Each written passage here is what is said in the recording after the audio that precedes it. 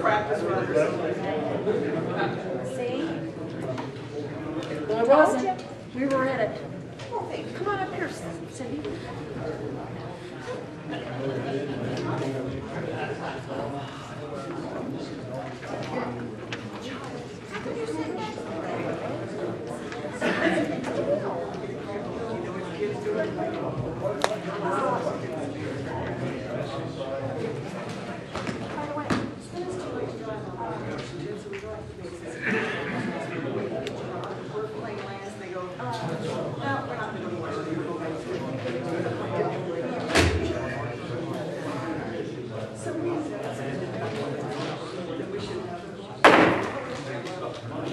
I'd like to call this public hearing to order.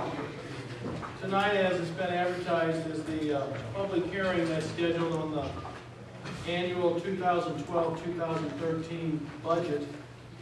And so at this time, I would call for the roll. I'll just note that, does Mr. Arlen have to, did he leave? I guess he did. I didn't see him upstairs. Okay, I know he was here. No, she's not going to start a radiation, he said, until. Well, he may just step out. He might be handling phone calls. I know she's, he indicated to me that if he had to go, he would do his best to be here. So. And they, but he said they're going to start here. While the meeting is not mandatory, we'll just note that Joe Arler is not here at this time when we come in. Department heads were indicated they should be here, and as I look around, I think almost everyone is here. I don't know of anybody. I think everyone's got representation, or they're all here themselves. So at this time, I think with it being a public hearing, I think we will formally ask everyone if you would please stand. Let's give the pledge of allegiance, and then we'll start the open public hearing.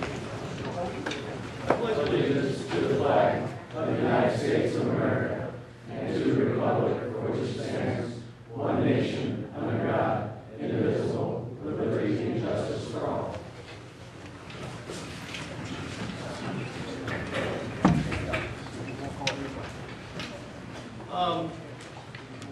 We are going to begin with asking members of the public if they have any comments about the budget that's been placed. Well, I guess it's been since about when, Jamie? When did you first place it on public reviews? February? Towards the end of the So it's, well, I mean, it was earlier than that, but all of them had it. There was a public review since. So I would first start with the public. If there's anyone has any questions or comment about the budget, I probably see one I know we're going to have, and I'll be glad to address an update. But does anybody want to step forward right now? And then we'll get to the discussion amongst the aldermen once we close out the public participation. Anyone this evening would like to have a moment to talk about the budget? Some of you I know are here for the actual meeting for the finance, which will follow. Mr. Heisler will share, Alderman Heisler will share that portion of it. I'm just here presiding over the annual public meeting for the budget. Okay, seeing no one, I'm going to close the public participation for the general public and open it up to the aldermen for any discussion about the budget. This time I open it up for the aldermen. You've had this now for aldermen probably since February. And we've not gotten a whole, we've got a few emails early on, and you've answered them. And I'm just asking if any of you have anything that you'd like to go on the record of making comment on before we would. It is our intent tonight to make a motion to send this on to the City Council for the 16th. Now, one of the things that were brought up in the last finance meeting, and I just want to give you an update if I can for a second, since I don't see 10 hands jumping up here. Mr. Betts was here and talked about the old YMCA. And I explained my concerns, and I've talked with the TIF consultant since, and he agrees that first of all, the best scenario would be if the TIFs could be extended. And I have contacted Senator Claiborne. We actually met last week and spoke, and he's going to get back with me. He's having staff research what he thinks is the possibility of an extension. There's been no extensions yet beyond 35 years. But I did explain to him that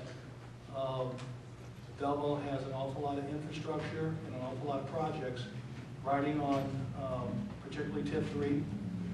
I explained to him that we've been mandated by the federal EPA and the state EPA to do a total of $88 million in the next 10 to 15 years of improvements. And we're in the first $44 million phase right now. And he said, you know, I remember that, but wow. And I said, and we're committing $1 million a year right there for our infrastructure of the sewer treatment plant. So he, and I explained to him all the other road projects we do and how we use it for economic development and for demolition and for renovation. He promised me he would get back with me. He said there has been some talk a year or two ago about a possible extension of TIFs beyond 35 years. And what I want to know is what's our best chance or what's our best possibility of seeing that happen, or how we would go about trying to get that to happen. Mr. Narber has told me, Mr. Betts, as I alluded to at the last meeting, that there's a possibility if TIF 1, TIF 2, TIF 3, any or all of them expire. And TIF 1 and 2, I believe now, Eric, are you here? Actually, I think I stand corrected. I think it was 14, but it's actually 2016. Is that correct? Yes. So we actually, I was thinking it was a year and a half or 2 years away, but it's actually a little less than 4 years away until it expires. But it's still not enough time to do anything with of any major source where you could, especially those two TIFs don't generate much revenue on their own, but they're all tied to TIF 3. So the comment by Mr. Narber was just what I made. If we were to, in the next year or so, let TIF 1 and 2 expire, he's also investigating for us, and I asked him right now, I don't have the authorization to spend a lot of money. He said he will do a minimal amount of research for us, just for the simple reason we benefit the client. And he's going to, without accelerating any cost of any kind greatly, give me some facts on what he believes. He knows the law is different in Missouri, but he thinks there is the possibility of re-tiffing that area if a plan came forward to do something with the Y. Probably the best thing to do would be to close it out and re-tiff it based on the new blindness. But as he agreed with me, he said, did you spend any money on it yet? I said, no. He said, well, that's probably in your favor, because once you start a project and then want to re-tiff it, he said, I think you're going to get the state to be against it. He said, if you've not spent any money on it, I said, we've not spent a dime on that site out of TIF money. There, to my knowledge, there's been no money spent in all the years that we could find. And I think Emily and Eric, we talked about it. We don't know of anything that anything's been spent on that property. So I'm waiting to get more feedback from Narber's research, and I'm waiting for, I anticipate, and today was a crazy day, but I've got to get back to Senator Claiborne and see if we can meet and just see what the possibilities are of extending these TIFs. Well, there's actually no possibility of happening this session. If it is not already out of committee, it will not pass. And I'm not disagreeing with you. I'm Right, just but I've telling. spoken to multiple people at the state level. No one has heard of any talk of this, and I haven't talked to anyone who's in favor of this. Well, But that really has nothing to do with the roof of the YMCA. well, it does, because if we're gonna. You're mixing apples and oranges. No. It is our property, it is our responsibility to do it. If TIF money can be used for another project, another group coming in, that's not. But if we're gonna put money in it just to patch it, and We the don't have to project put is money in it, there's enough money in there to patch it now. It's a matter of willingness. But if you can't take the potential hopes and dreams and visions and go anywhere with them, and we eliminate that by muddying the water right now and jumping into it before we get all the facts, then I'm sorry, I disagree with you strongly. I think you are imposing your own will on this and trying to hide behind Mr. Norbert. He's doing what you're telling him No, to do. I'm not hiding behind. I'm trying to be honest. I don't want to rush out and then say it's not qualified. If Mr. Betts came, and I'd always been working hard on this, if someone come up with a substantial amount of money and now we have a viable project, and we have now compensated our eligibility, I think that's going to be a problem. And I think if I don't think the compensating the eligibility is actually a legitimate problem. Okay. I think Well, I'm not a TIF expert, and that's why I'm asking for their advice. Mr. Hayden? I have certain questions and comments in relation to the budget, Your Honor, but I'm going to reserve them instead of during the public portion to the finance meeting itself. But in relation, Okay, that's fine. in relation to the issue at hand, you know, you're talking about a lengthy process, and the whole issue of the Turner Building, former YMCA, could be a moot question if we continue to allow our property and the roof to leak and it gets beyond disrepair. The question that I would ask Mr. Norbert is the fact that we know that we have TIFs that we have expanded in the past, TIF 3 for one, and others, and I'm sure that there was a multitude of projects that were continuous projects and expenditures that were going on at the time that were then continued on. So I fail to understand how us spending money to fix that roof right now out of TIF 1, where there's at least $50,000, and stabilize our property, we would eliminate us from being able to spend any more TIF on that building again. But let me clarify. If we knew they were going to extend the TIF, I would agree with you. But what we don't know is if we end up dissolving TIF 1 and trying to create a new TIF based on its current blight.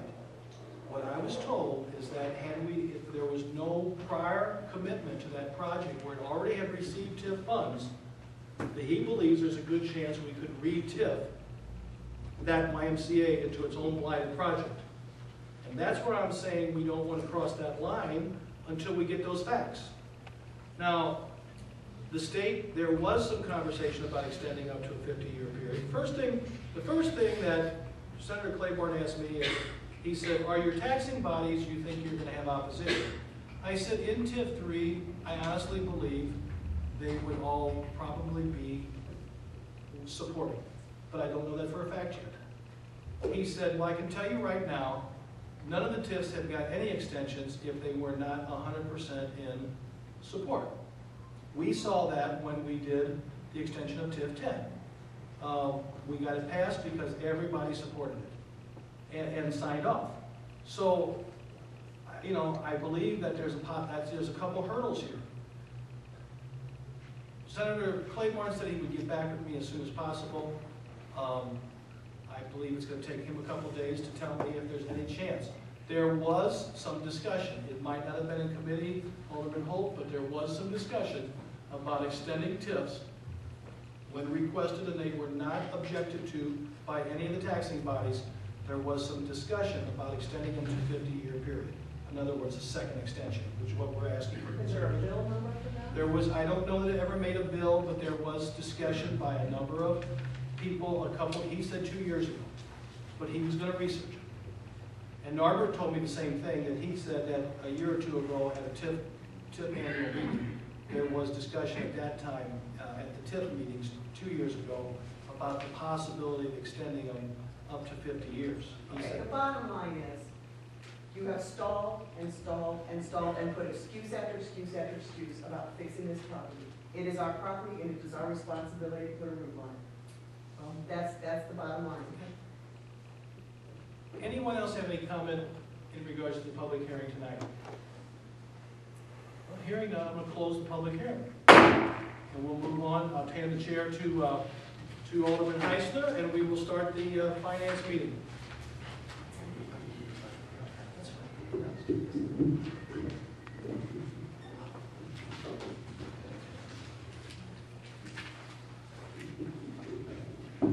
Okay, folks. Call to order the April 9th, 2012 Financial Committee meeting. At this time, we will open up the floor to public participation, especially for anyone who came in late for the budget hearing, which seems everybody's been here on time. Please state your name and address and limit your comments to 2 minutes. Once we get into the agenda, only committee members and non-committee aldermen may speak, with committee members speaking first. Public's got a chance. Anyone would like to step forward from the public? Yes, sir. Step forward, please. State your name and your address. My name is Robert Brunko. I live at 408 Auckland Street in Belleville. I'm a historian. My issue is Turner Hall. My text is from the book of Genesis, chapter 6, verse 4. In those days, there were giants in the earth.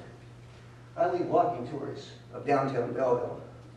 The downtown cityscape reflects the pride of town builders, who they were and where they were. Most of all, that sense of community resides in Turner Hall. A committee of locals, led by a barber and by a printer who worked out of a hole-in-the-wall shop, set about to advertise Belleville to the world. And they built the largest Turner gym in America. There's only one, and it's at Belleville. Their building is a sermon in brick and stone that reminds us of this town's achievements, and perhaps more importantly, inspires us to think big. The hall is a testament to this town's character that needs your help to keep it viable for development. There are those who say, time's up, nothing's happened. But big projects require time to come to fruition. How many of you thought that anything would ever come from Kiel Center or any other of those large structures in St. Louis that have come back to life? Decide to keep this example of community pride up so that the next generation will have the same opportunity that your grandparents' generation had to follow the guidance of the Belleville Chamber of Commerce. Go out and see for yourselves what the Turners did. You will come back with a better opinion of Belleville and wholesome respect for the Turners, who have done a big job and are not paying the least bit of attention to those gloomy folks who say it can't be done. Thank you, sir. Is there any other public participation? Yes, sir. Step forward, please. State your name and your address.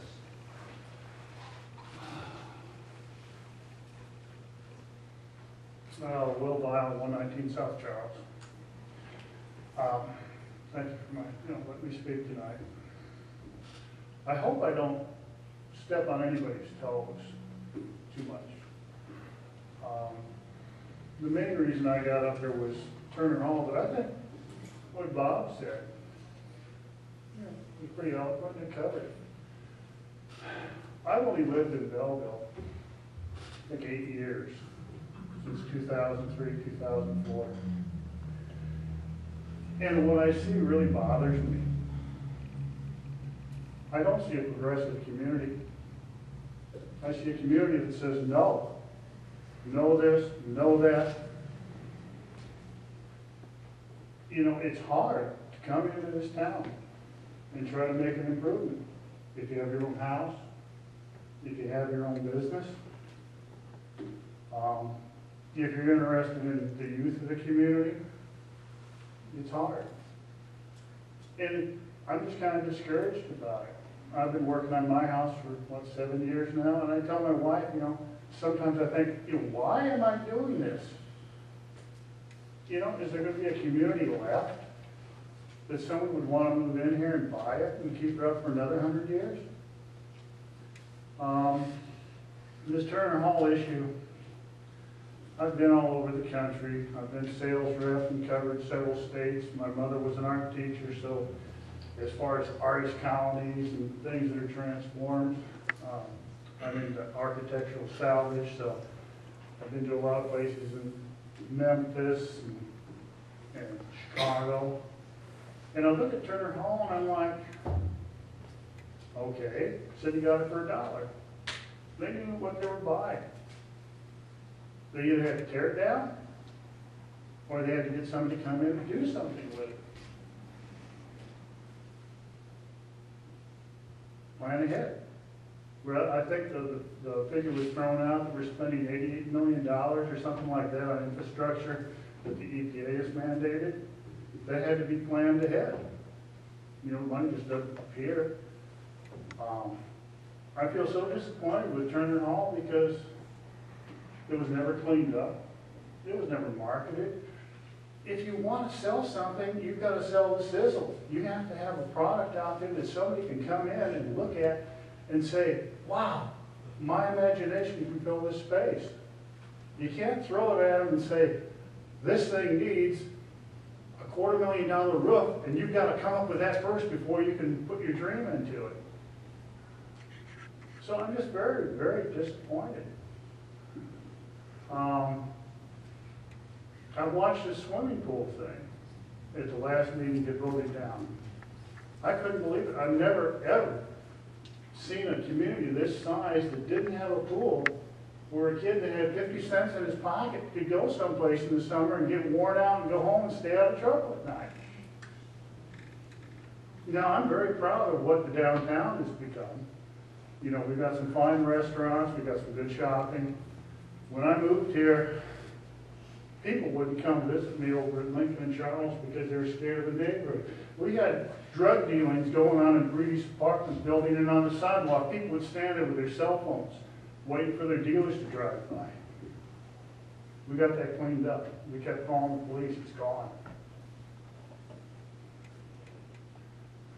And today, well, this week, I'm helping a lady pack up her house. She lost her business. She lost her house. She had a business on West Main Cross. I'm not going to bring her name up. You'll figure out who she is. She put her heart and soul into that.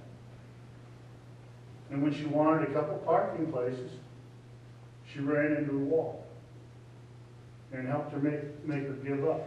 But she's going on to a new life. She's got plans. She wants to take her dream that she tried to build here in Belleville, and she's going to build it down in Georgia. I'm not going to stand up here. I'm finishing up. Okay. I'm not going to stand up here and say shame on you, because I don't know what you people have to go through to get money and get things done. But I'm just a citizen saying, you know, you want this to be an all-American city. You want condos downtown. Ain't gonna happen. Thanks for your time. Thank you, sir. Anyone else? With this, we will close public participation. Thank you. Okay, at this time, I need a motion for approval of the March 12th, 2012 Financial Committee meeting. So moved. So moved. Alderman Elmore, do I have a second? Second by Alderman Meyer. Discussion? All those in favor say aye. Aye. Opposed? All right. We have the approval of the fiscal year 2012-2013 budget. I need the approval to approve this motion. I need a motion to officially adopt budget and send to council meeting on April 16th. So moved. Alderman Meyer, do I have a second? Second. Second by Alderman Martinson. Discussion? Yes, sir. Alderman Hayden. Yes, sir. Thank you, Chairman. Got several issues that I want to go through, and questions, possibly even amendments. Under administration, Jamie, we have $20,000 budgeted next year for GIS data. Is that just the software? Yes. Is there any money budgeted for equipment, or is there any other additional equipment that we're going to need, or what else do we need to get this GIS system going? And there's actually 25,000 budgeted for the data, 5,000 is in the sewer fund. Okay. Because they're going to be using it also. But the only other item budgeted for GIS is a part-time GIS coordinator, which is also at 25,000 in the sewer fund and the general fund. And that's pretty much what we need to get this going, is that correct? That's my understanding. Okay. And how many departments are going to be using that system? Probably pretty much every single one. I noticed a statement, part-time salaries down in sanitation, animal control is being moved to housing.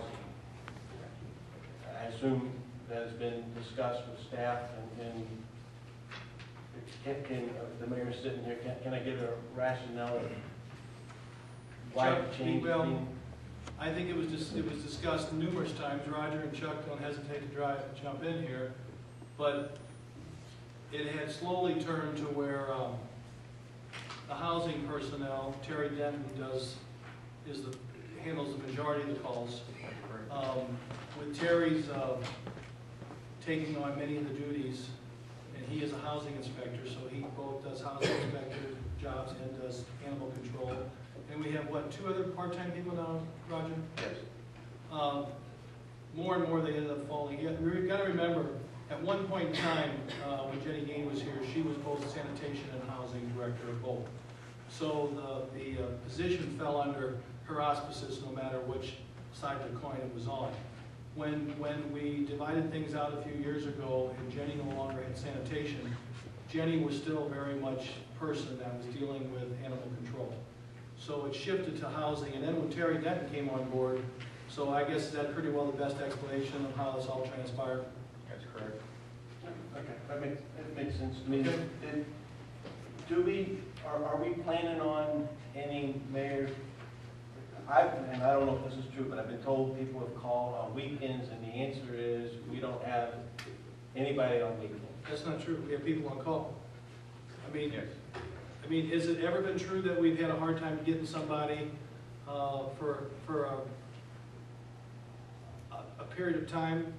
I guess it could have happened, but for the most part, we've always had it covered, right, Roger? That's correct. And I don't know of a situation, now that we've got these 2 new people on board, I don't know of a situation probably where I've gotten a complaint in the last 6 to 8 months. Do you? No. So we've done much better. I mean, for a while before we got some people trained and on board, we were struggling. There was times when Jenny would go out and, in the truck and pick up dogs, because nobody else was available. But, and since this all happened, as all of you probably know, the Humane Society did this for us for years. And when they got out of business, we tried to work it out with the county, but that was cumbersome too, because their first priority is, the entire county. And if they were out in East Cronolette collecting, we'd wait longer. So we finally made a judgment, I guess it's been 4 years ago now? About 4 years ago, 5 years ago, it wasn't the whole time I've been there, but most of the time, that we inherited animal control because of, like I said, virtually it wasn't getting done. Can we have our own storage area? We take it to we take them to the county, and they're glad to take the animals. We haven't had to get into the storage, thank goodness. But they gave us a truck that was an old truck. When we tried to work with them, and it was just easier for us to go on our own, they even said, look, we'll give you this truck to get set up. It was an old piece of equipment. Now we've got a second truck that we're getting the cages made, right? Yes. So the old truck will become the spare, and what we're using is one of the old parking meter trucks, so we didn't buy a new truck. And we're getting a set of cages made, or it's already done, I guess, isn't it? That's in the process. In the process. So we'll have a truck and a spare, that we'll have at our access here shortly. So This person called, reason I asked, this, and I wanted to make sure I get it all in my mind how this is going to operate, especially with summer coming. This person called and was told by the police department that we really don't have anybody on weekend and we don't have any place to put the dogs. that should not, I mean, the chief knows that. I'm telling you what he's told. Donnie, Captain Sachs, you've sat in almost all these meetings. That's the first time I've ever heard that. And that should not be told. You want to know why I know it's true? My wife was the one that made the call. And I actually held on to the dog and trapped the dog and I chained How it. long was this? It was, it's been a few months ago. Okay, I mean, I wish you'd have told us right then and there, because I mean, can I sit here and swear to you that there's never been a delay or never been, it's just like the chief talking a while ago and Luckily, we knew somebody through the county and eventually got somebody from the county. But I mean, we have not had a slow response or a complaint in a long time. But they all know that we do have people on call and that we do have a place to take them. So, Great. dogs and cats, right? Okay, well, we got a call about snakes the other day. And I think Roger told me he responded. Yes, reluctantly, but he did, so I admire him for going. And we, in fact, we asked the city attorney And I think Roger, is it true they're looking at that ordinance possibly? The snakes, under Mr. Flynn's interpretation, he's interpreting it as a domestic animal. So That's what the state has told the county. I got a letter response from him. And they're allowed to have 3. Three snakes? That's what theirs would be allowed to have. And people have these pets, corn snakes, etc. So that's what they would be allowed to have. It's not my preference, but, but. And I've got the copy of the letter. In addition to sanitation, I see we've got money budgeted for the citywide cleanup. Is there a time frame when that's done in our own personal knowledge and pass on to citizens? We will be talking about it soon after we get the budget passed, but we've done it about every 3 to 4 years in the past, right, Chuck? Correct. And this is the large item one that people have been, starting to ask about again. It's been almost 4 years since we've done it. We've traditionally done it in late September, October, correct? Correct. So I think that's. Last weekend in September, for 5 weekends. Yeah. And what this has done is given the public a chance to clean out stuff. It's really helped housing because after this is over, it's a lot easier for them to say, hey, look, you just had a chance to get rid of stuff. There's no more excuse, because a lot of people who are struggling this day and age on income, say it's very expensive to dump, and we all know that. So we're going to advertise this in such a way to say, look, get your stuff out to the curb.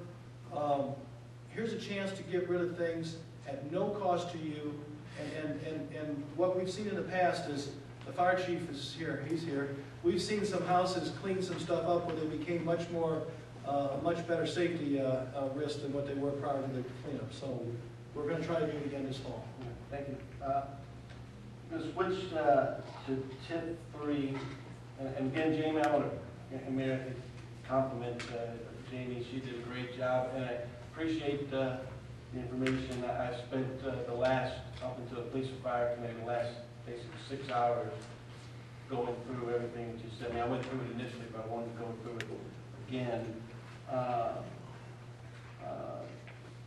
Can you get the marketing under other professional services, $25,000 marketing? What exactly are we marketing? Which one is this? Well, we do publications, there's some stuff there Kathleen Lindauer does for the tourism. When we print things that they pass out of tourism, or we take to the tourism bureau. Things that we do as far as with chamber, although the chamber this year is actually going to be marketing, doing some increased marketing, and they're going to be actually stepping up to the plate, and they're actually looking at helping us brand the city with the marketing kind of slogan, etc. And they're paying for that, and they're going to get back with us and talk about that. But that's a pretty thing that they're going to be picking up. We have printed in the past number of times these maps of downtown, different places, as far as Main Street. Emily, help me here if there's anything you can think of. I'm trying to think of all the different stuff. We've done the, Scott Air Force Base is a big part of marketing. There's several periodicals that come out each year where we take a full-page ad to talk about Belleville. Years ago, we weren't in there. And years ago, when people moved to Scott Air Force Base, Belleville didn't have the representation in there. These ads can be anywhere from $2,500 to $5,000 in their phone books and in their main Scott Air Force Base directories.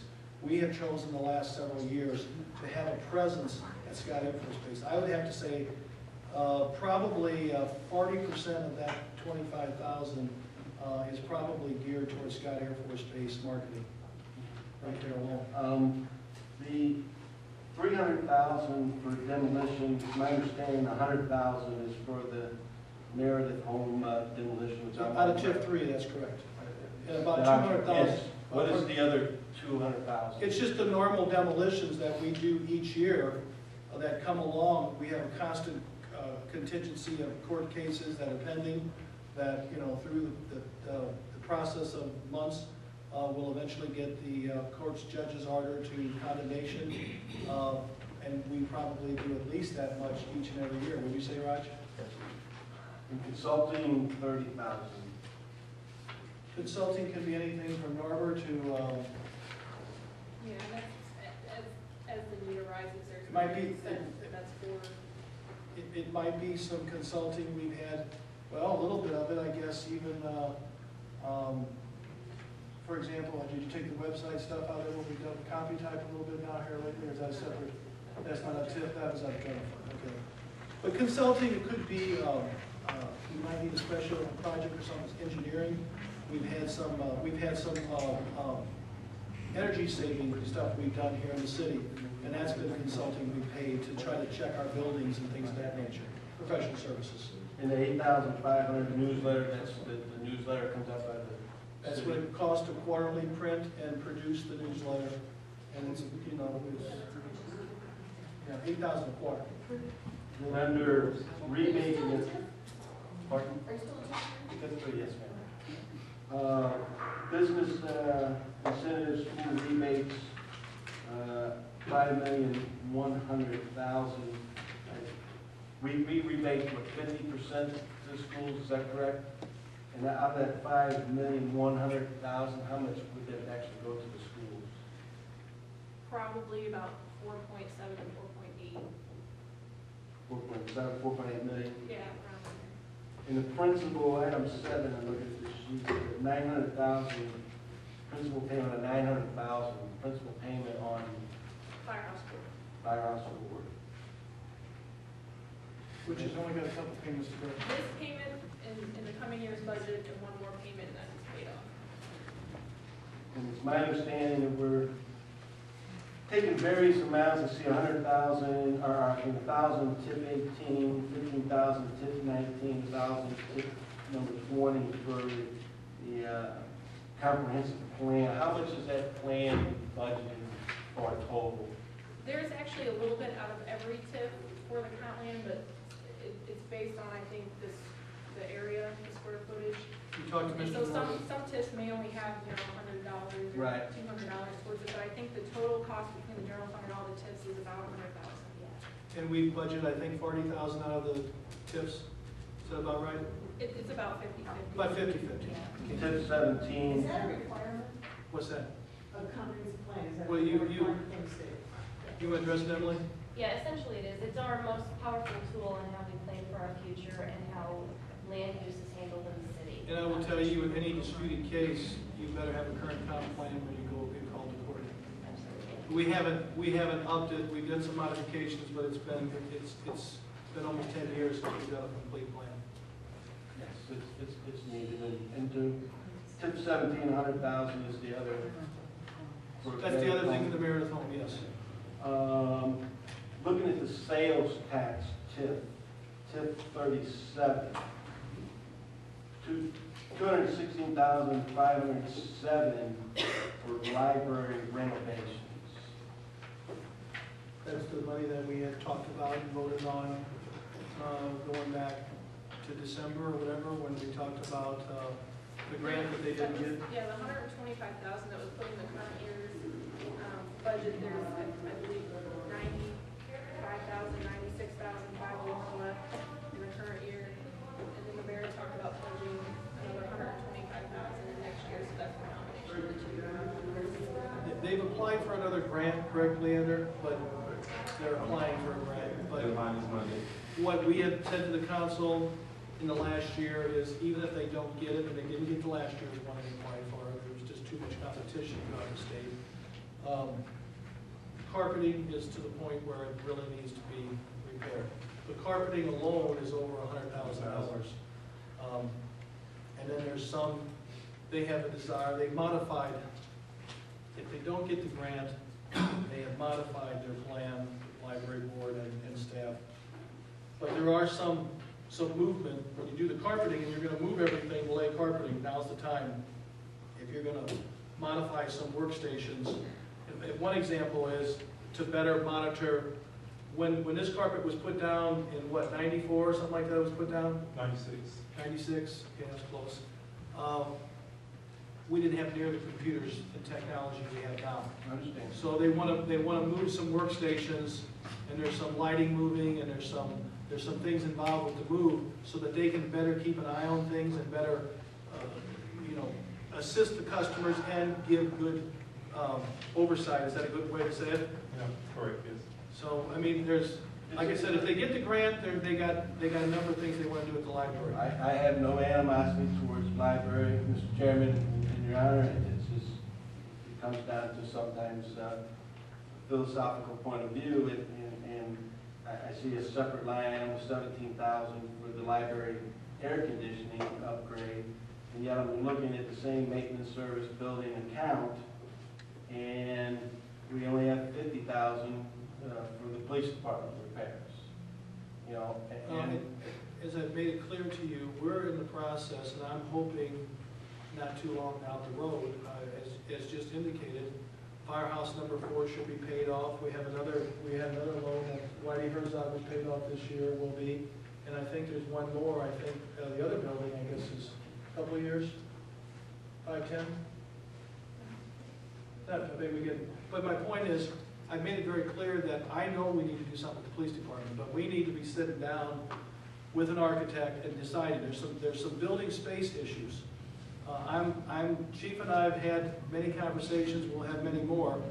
I think in 2012 we've got to move forward with some planning, and $50,000 was just put in there for emergencies. If we have something that we have to repair tomorrow just for their operation, we got $50,000 in there. Could that be too low? It could be, and we'd have to come back here for an amendment and explain why it was too low. But I think there's no doubt about it. My desire, and I think many our desires, is to start working on a plan on how we're going to, I mean, I would love to build a new police station. We've had those dreams. But right now, the opportunity for state or federal money has totally dried up. It's just not there. the other professional services, another 8,500 newsletter. How much do we spend total on the Well, newsletter? that's a quarter. That's a quarter. About 8,500 is each quarter, the other half is in the general And fund. then we move it, so we take 1/4 out of sales tax tip, another Yeah, quarter out. we divided it up a couple The rest different is in the locations. general fund. You know, the general fund has done, so we divided it up. But it's $8,500 a quarter. 4 times a year we do the newsletter.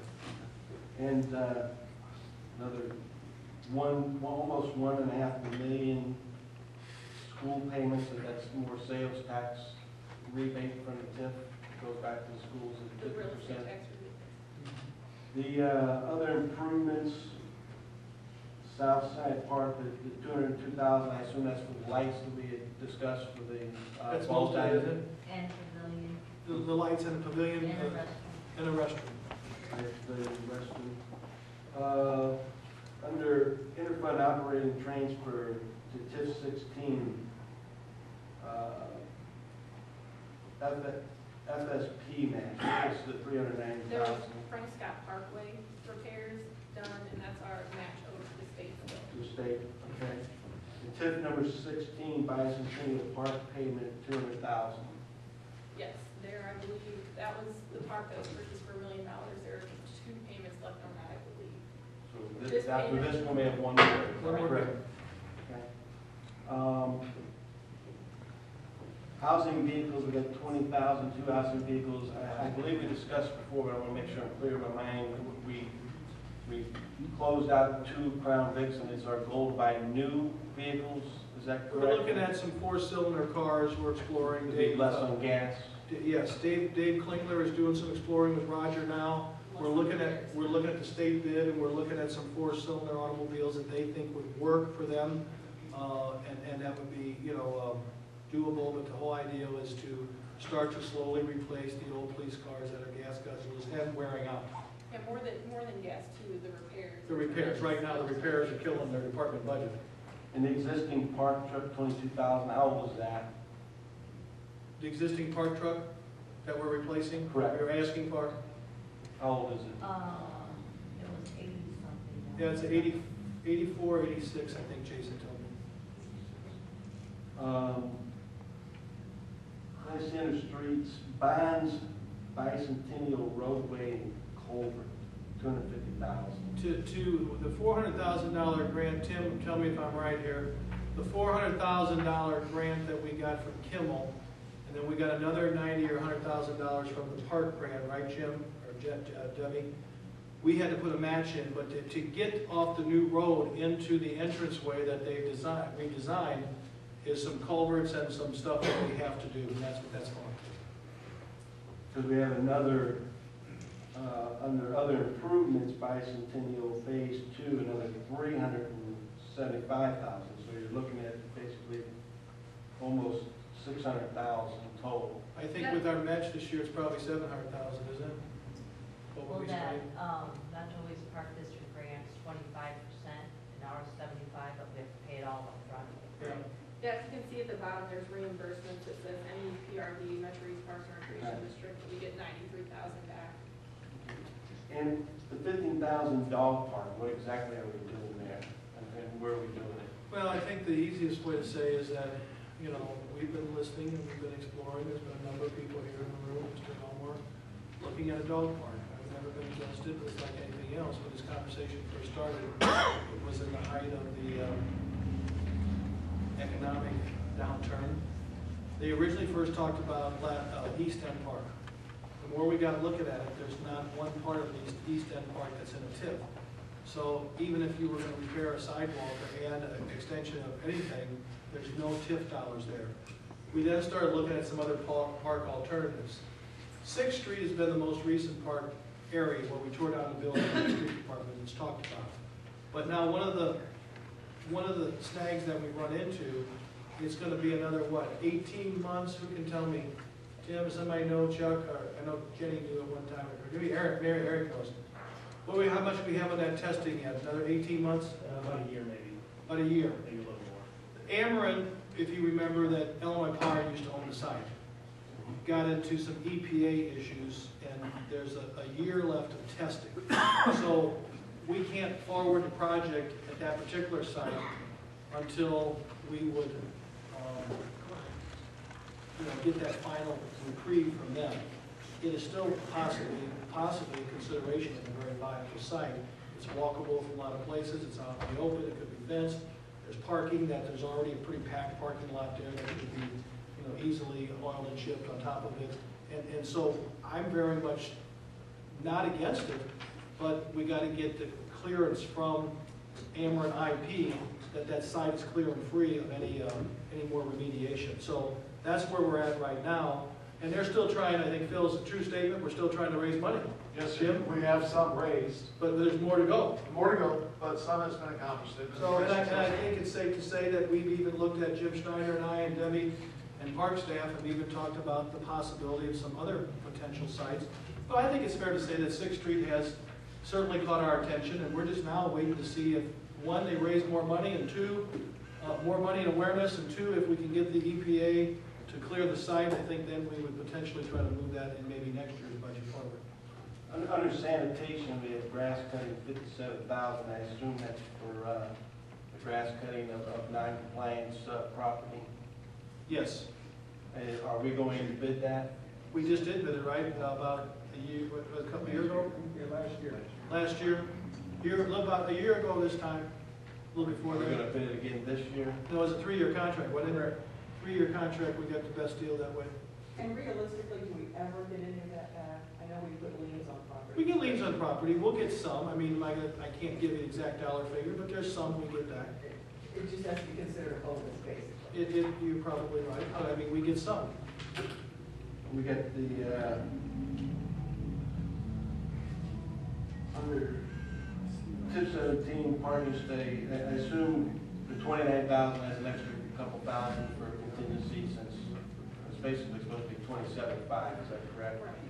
Yeah, they'll also have a share, that was other professional services, I believe. There's also a share in there for the comp plan, which is probably that other $2,000. Which is not to do with parking, but it was just on the same line. The 60,000 under administration arbitration is in case the police and fire contracts In go. case one of those take us to arbitration, and we would incur some of those expenses. One, I couldn't identify, I know SOS is normally the term for help, but with $2,200 SOS, what's? Donnie? The SOS? SOS is the license plates renewals and everything else. Secretary of Title State. transfers, yeah, it's all Secretary of State. The, under insurance fund, $585,000 for fees, administrative fees for insurance. Who is ultimately that paid to? Each month, it's paid to BAS, but that goes towards the premiums that we purchase for like that stop loss premium, their administration fee, all the other fees besides the claims that we owe for those premiums. Playground and recreation, 1,000 credit card service charges. Debbie, did you hear that? 1,000. What kind of service charges do we? That is actually our online registration, and they charge us a fee to use that system. So when all the teams and stuff, people call in, we added this a couple of years ago, when they call in to register for any of our parks I programs. believe it's 3% that we pay Yeah. them, but I'm not 100% sure on that. Some of the, I understand, some of the accounts, you gotta put a terminology in and it's hard to understand what they're. How many, does the city have credit cards? Several of the department heads do have credit cards. But they're issued by department, not individual, correct? Correct. American Water, under sewer collection, American Water shut off 70,000. When we have to pay American Water for the shutoffs, and Jerry can chime in, he knows this better than me, but we bill them 100% of what the shutoff fee is, so we'll seemingly collect that back. The contract with the water company calls for various amounts depending on how long the shut-off lasts. Most shut-offs are a day or two, however, and the charge is $104.13. The water company charges the city $99.71 for every one of those. Our $4 and something is for the certified letter and so on that goes sometime or other. Under tip 19, other professional services, comprehensive plan, consulting, trustee fees, 15,000. What is That is the Belleville crossing tip, and what happens is when those sales tax dollars come in and those real estate tax dollars come in, we turn the money over to UMB, which is our trustee. They pay all the debt payments on it and hold them in the accounts the way that the bond documents are set up, and they get fees for that. It's paid out of, that fund. Back to administration, website, 5,000. What is that? Is that just for, to continue it going, or what, do we have plans in the budget to upgrade the website, or where are we going with the website? Currently, we have, our committee met for the first time, I guess about a week ago now. And there are talks about updating the site, making it better, I guess, more user-friendly. That was what I was told to put in there based on discussions we had in prior finance meetings when we decided to move a different direction away from report year, that revamping the website, hosting it, everything would probably not cost more than $5,000. Just an estimate. I know we discussed it, and I could have missed it, again, there's so many, I don't know how you do it, Jamie. You've got to have a magnifying glass as big as anything. Do we have the $6,000 or $8,000 in the budget to match charter cable? There is $6,000 in the administration equipment line. Okay, to match, For- their grant, For to any, move this yeah, forward. any sort of As we've discussed. television or camera equipment that we would need. And other streets, in various different kinds of office temps, but do we get these through a temporary service company, or are we hiring off the street as part-time people? Or We've done both, haven't we, Jim? We've used temporary service, and then in some cases, we've had some people who have been applicants that you have known about, and you hired. Usually we use a temp agency. Once in a while, we'll have somebody who just applied for a job that we know is perfect, and they're right there. But that's all handled through HR. I want to thank again Jamie and your staff here. There's obviously some issues in here that I've raised, and when we get to the final vote on the council floor, I'm still thinking in my mind, my merits of some of these items, and may offer amendments or changes, but at this juncture, I just want to get my concerns and questions, and I appreciate the chairman and the committee members with their patience for me to go through and get my questions answered. Thank you. Thank you, Joe. At this time, we'll roll call vote. Well, I'm sorry. I have to get my turn for discussion. Jamie, I am working off stuff that is dated March 14th. So I'm assuming that was the most. Yes, That that was was in the what was packet. printed out Okay. to put on for public. On the hotel motel tax, you've got 0. I know we lost the 1 because women were bought.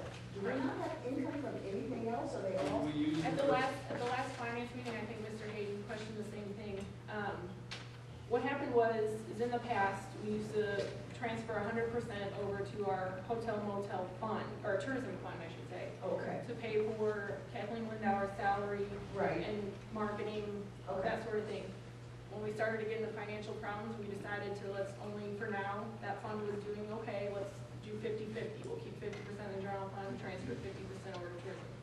Now that we've lost the hotel by Lindenwood and just hotel motel tax in general has been down, the tourism fund is dwindling and we need to start transferring 100% back.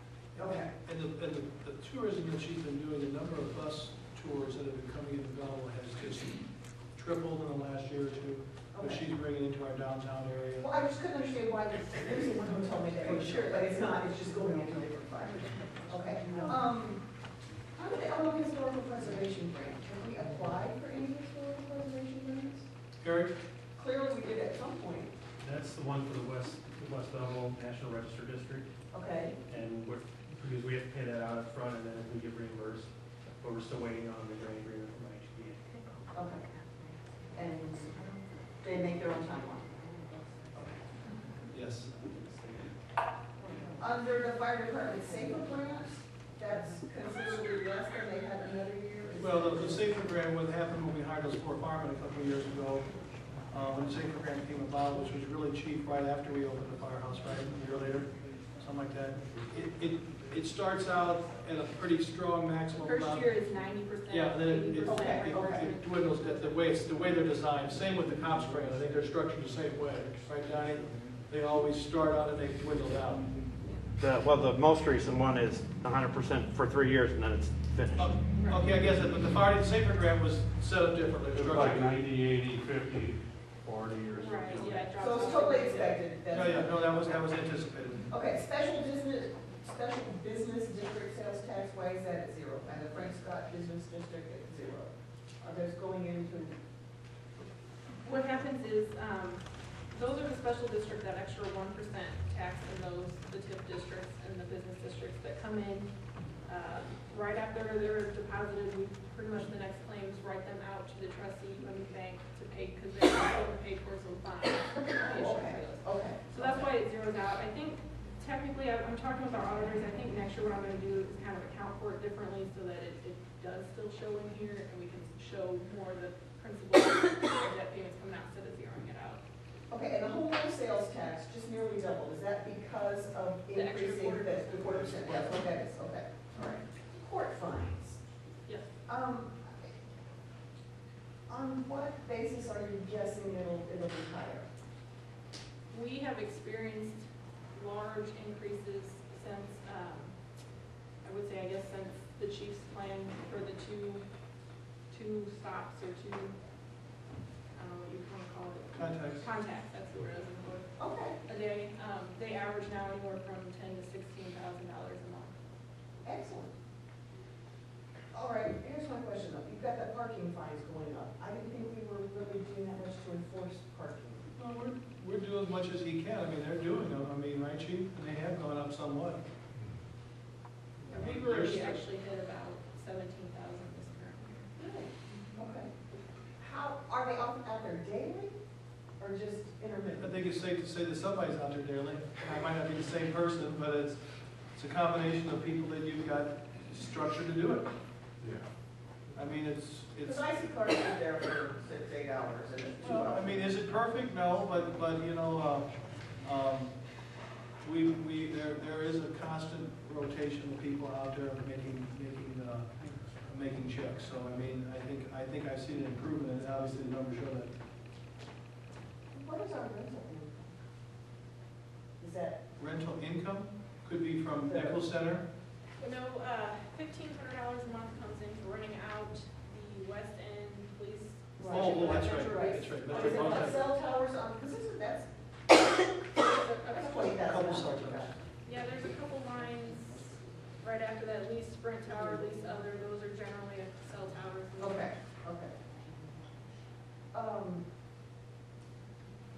The other professional services under general fund, 145,800. Did you, I did, after Alderman Hart asked for it at the last meeting, I did email out a breakdown to everybody. If you need that again, I can. Okay. No, I do have a question though about training. The $750 is all that you've allotted for the whole city council to be training? Okay, which seems inadequate. I just put in there what. I understand, I understand. There is excellent training available, and I would encourage some other departments maybe give up some of theirs. I could use. Well, there's certain things that are mandated for certain departments that we have to train. Right, I know, We made, the certifications. council made a conscious decision several years ago when the crunch came with the budget, and that's when they consciously said, yeah, it'd be great to all go to municipal league or all these things like, and you see the scrutiny in some of the other cities right now by some of the citizens or by some of the media. We cut this back, I guess it's been 3-4 years ago, Linda? Probably 4 years, 3-4, but probably in 2008, it was cut back considerably to where it's at now. And, Well, honestly, it's next to nothing, right? well, I mean, There's a one-day training available in Edwardsville for $80. That wouldn't even let all of us go to a one-day thing. some have gone on their own. I can remember back when I was an alderman, I wanted some things out of my own pocket, and I chose to do it in the early days. I guess the majority of this now, I mean, the mayor, I do go to the municipal league, and I think the municipal league, a lot of this geared around the mayors. Well, I would disagree, having been there. There were at least as many alternate mayors or Well, mayors. I'm just saying that I think it's very imperative that whoever the city CEO is, that they try to attend this meeting, because it's, you know, there's a lot of good exchange of information and a lot of good exchange of. Absolutely, and that's why I would encourage more council members to attend. I think if we can see the budget getting better in the future, I wouldn't disagree to raise it, but right now, I think we're still very If we still can like skeptical. market, we can train our people. Sorry, I think it's a. Anyway, what are the dues? That $28,000 for dues? You've got chamber, you've A got. good portion is the chamber, there's also sister cities. Bell Scott dues. Bell Scott, I mean, there's a whole number of things that we belong to, the city has belonged to for, you know, nothing new. Right. It's Bell Scott, there's, we have 4 members. Silac, SIFCA, for the Southwestern Police Chief. Another large dues. portion of that is our, Well, I'm sure dues out under your Yeah, there's department. But there- but We're just looking at general right now. But I'm on there as also a board member, which mine might be an administration. No? it's mainly the chamber, sister cities, IML, and another large portion, about $10,000, is Locus, which is our software. Oh, okay, okay. And community relations for $103,000. That is, our HyperReach, which is the emergency notification system, yearly is about 18 to 20,000. Well, it's been about 18,000, but it's up for renewal now, so we're estimating about 20,000. This just came in the other day, the ATS, the transportation Right. services. For the seniors? For the seniors, We've been we doing that. contributed $40,000 for that. Through PSOP, isn't it, Dorothy? Oh, okay, yeah, It's okay. actually the college. It's a college. Okay, so we're just, okay. All the cities, almost all, many of the cities participate. And people that don't have access to Right. systems do not. But our seniors utilize it. It used to be called darts, you might Yeah, remember right. it as darts. There's, payments to RCP or PSOP. Crossing guards, we reimburse some of the schools for crossing guards across roads. The highways, the bigger. Blessed Sacrament in 118. Scott Heritage Park, we owe a couple more payments on. On on the air park we voted on to support, because all the cities around here made that commitment to the base. This goes back a number of years ago, back when they were doing the project, and asked for the support of Scott Heritage Park. And we didn't start making payments to a few years ago, we projected it out. I think after this one, there's one more. There's after we have one more. Okay, under the police, I see we are anticipating giving raises. Is that what this is about? Well, I think, you know, if you go to arbitration, if you end up going to arbitration, which I think, you know, we're not gonna talk about here tonight, the strategy of where we're at, that's not to be discussed here, I think that's not It's appropriate. just being But if we would go to arbitration and we lose, and you have nothing in the budget, I think then you're caught with your trousers down. You also have to be prepared, because now we're a year into the contract, we'll have to pay that back pay if it's Okay, awarded. okay. So it's just being approved. It's being approved. Okay. Under overtime for salaries, that's a lot. It is a lot. But, you know, I think as much as I talk to the chief and Donnie, and we'll talk again. Now, something to keep in mind with that, though, it doesn't make it 100% better, but back in the revenue lines, there is a line, 010038410, which is called Reimbursement Police Department, where they're probably going to get about $345,000 next year. A lot of that is billing other entities for the overtime, the festivals, Which we had the the conversation in schools, depth. like they use the police at the football games or whatever, we bill the schools. Okay, reimbursement for that. So, I mean, like I said, it doesn't make it 100% better, but it does cut it almost in half. But in overtime, there's two major things that you don't realize that, and gentlemen who are here in uniform and not jump in, there's two major things. Court callback and training. That there's a lot of mandated training that we have to do to keep our officers prepared, to keep them safe, and to keep them to meet certain criteria of the training board. And there's court cases that they get a minimal amount for coming in or to testify or to be on call, et cetera, for some of these court cases. That right there is a big chunk of overtime. Now, we haven't incurred overtime for sweeps and various other types of patrol, special patrol. And as I said tonight in Police and Fire, as much as we're struggling with budgets, I have not told the chief, and I don't plan to tell the chief, that we're not going to still do some of these special details, because I think they're imperative that we continue to send a message that we're not going to tolerate negative behavior. So we're going to continue to do some of them. We have to constantly look and make sure that when we do them, we can write the checks. But the good news was today again, we got word today that January sales tax is up 8% again.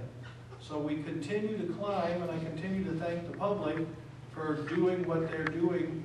We've seen now probably, how much? 19 out of 24 months, sales tax been up. The last 24 months, 19 have been up.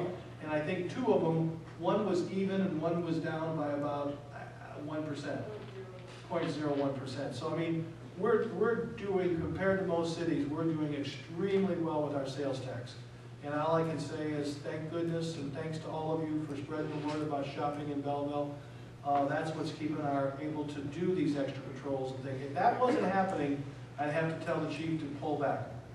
Or pull back something, and I wouldn't want to do that. I think the all hands on decks, and I think the extra patrols we've been doing on a general basis, and occasionally in relationship to a crime spree or something that might happen, I don't want to pull them back. We have to.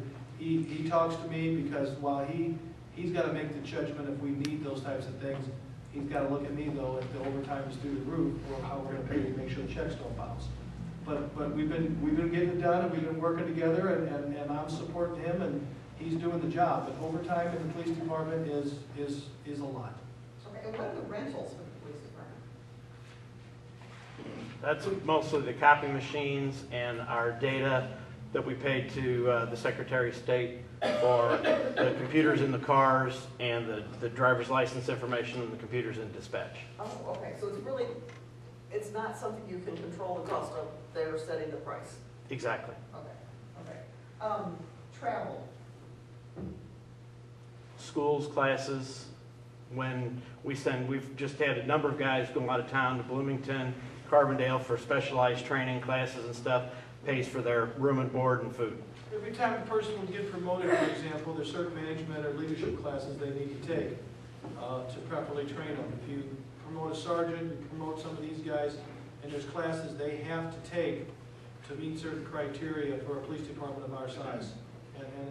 And not always, believe me, the majority of the classes are held up north because that's where the majority of the population is coming from. Okay, fire department. I understand the police overtime, I don't understand the fire department overtime as much. Well, the second alarm, first of all, and they really, the fire department has done remarkable. They're probably still under $100,000. I can remember the day when they were about $350,000, $400,000 for overtime in the fire department. That wasn't too many years ago. Scott's done a tremendous job, but we did hire 4 new firemen, which we were paying overtime just to handle the schedule. Sometimes in the fire department, you're impacted by people who are off sick, off with workman's comp, etc., where you get a couple people off, and you have to have minimum staffing, so many per shift. So that's one issue. But the second alarm fires, we had a few this past year, and you know, when you commit virtually every piece of equipment to a particular fire to get it under control, you've got to call people in, because if another call comes in the next few minutes and they've got equipment off the truck and all the men are committed to that fire, you've got to do it. So we've had, you know, not an abundance, but we've had a number of them. And when you call a battalion in, it's ching-ching, the meter's running, and they get a minimum of 4 hours, right, Scott? Yeah. And it's, you know, you bring in a battalion is basically what, 13, 14 men? There's 15 on the shift. 15 on the shift. So you bring 15 men in at $4 an hour minimum, 4-hour minimum, their time and a half. You rack up overtime pretty quick. With 15 on the shift, minimum manning has to be maintained at 12. So if you have 2 people, 3 people on vacation, and somebody calls in sick, that's overtime. It's just mainly day-to-day staffing to maintain that 12-man minimum. Yeah. Okay, streets. Is this another contract? We don't need to discuss in public because there's a big jump in salaries. Well, Jim is just,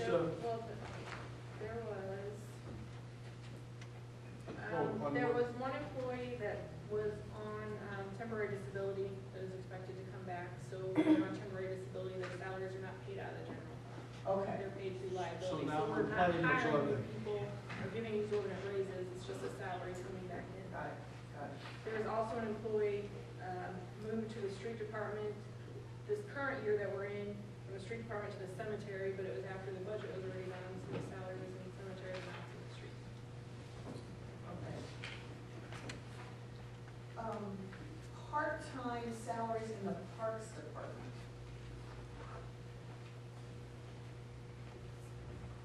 All the grass cutters and all the people that we hire for the summer work. We hire like 15 summer employees. So this is not people in your office, this is Oh, no. people out doing. this is people cutting, trimming, and preparing diamonds for games and all those types of things.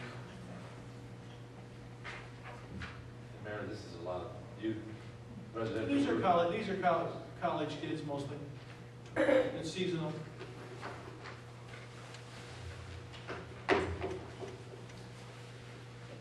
Health and housing has a pretty hefty travel expense. What are they? I don't have that. 2,500. That's mainly for training at different seminars. Oh, the guys have to do, the inspectors have to keep up, in case you have to go back to ranking and stuff for certain certifications. Inspectors have to take certain certifications, and we send them over to ranking, isn't it right, Roger? Okay, so what is the other professional services in out of planning and economic development? Emily? That's the comprehensive. Yeah. That's the comprehensive plan, if I remember.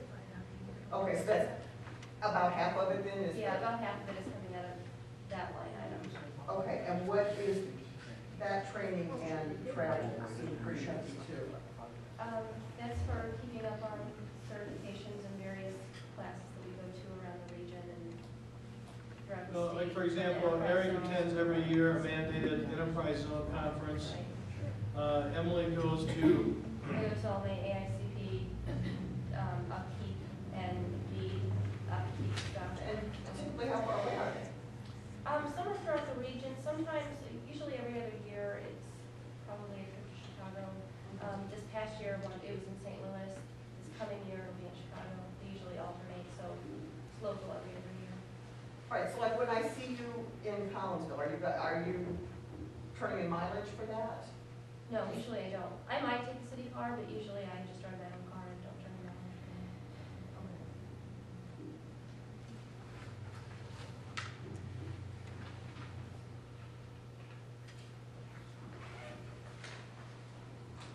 if their city vehicle's working, they'll take it. And that's why at times Jenny Lendley is not charged us, but they certainly have a right to charge us mileage, and that's not frowned upon if they do. It's their, you know, if they use their own vehicles, if there's not a car available. And we've had a couple flunkers in that department that we've been trying to get by with because we've been only buying a few a year because of the budget. Okay, under the library, why is the hospital insurance more than the salaries?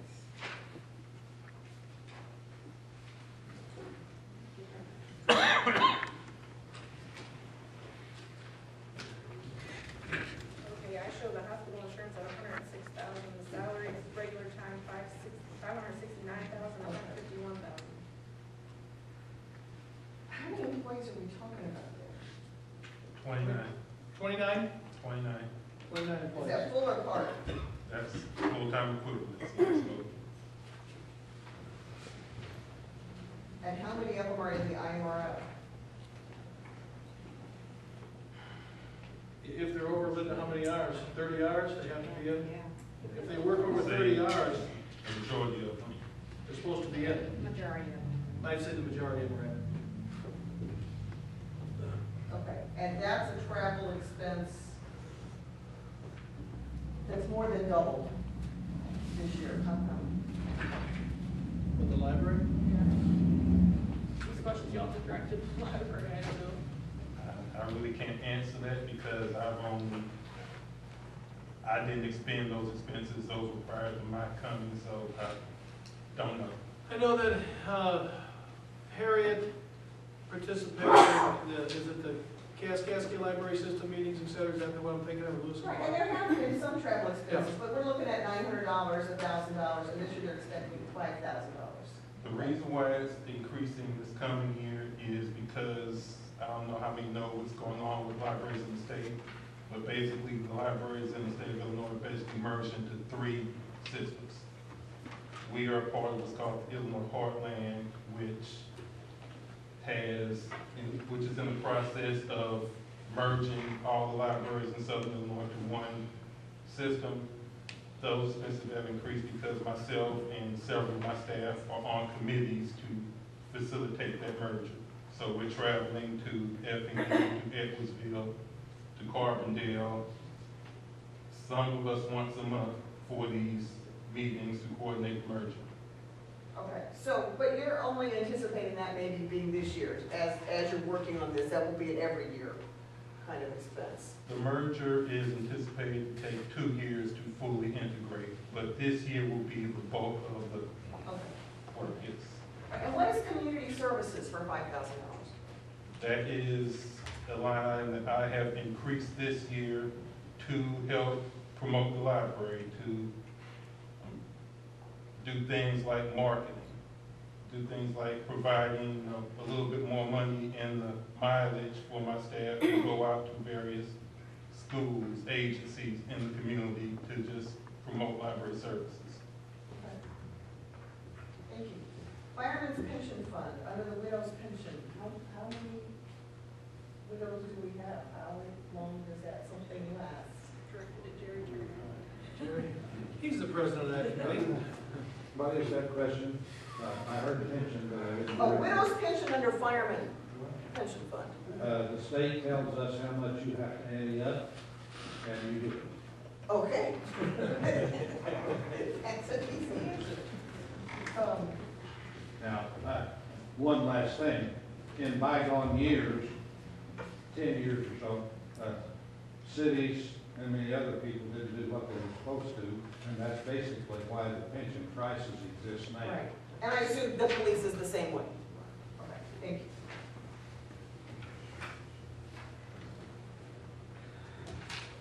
I can see the floor.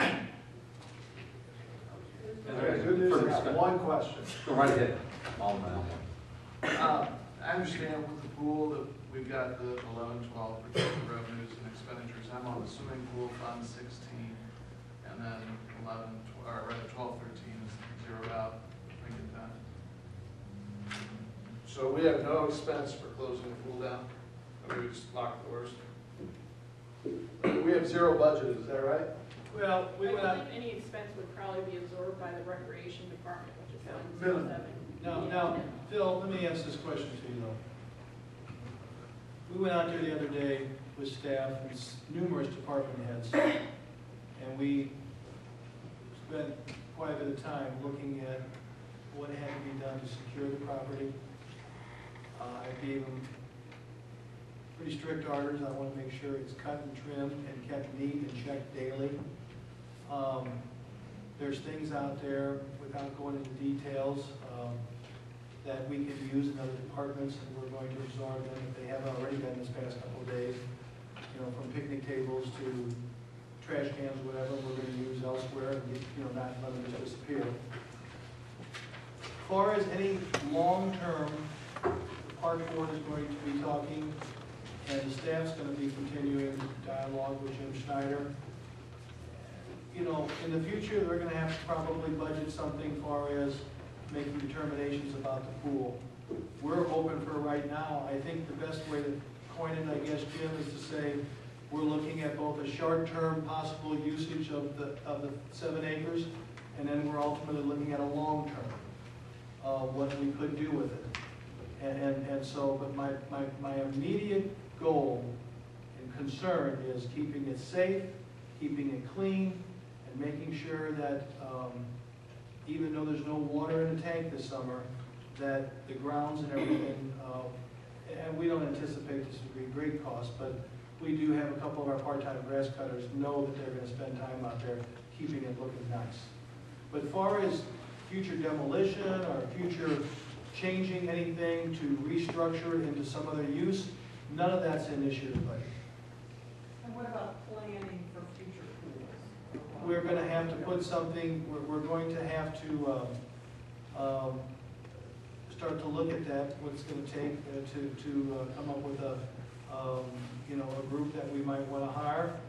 They'll probably go out for RFQ, qualifications, et cetera, proposals to do that. I think right now they're having some very preliminary dialogue with some people. Jim's hosted a couple meetings, fair to say, Jim? And we're going to continue to move forward, but we don't have, because we don't know yet what it would cost. But we're going to stay on that, and we're going to stay busy. Could that come back as a budget amendment? Good.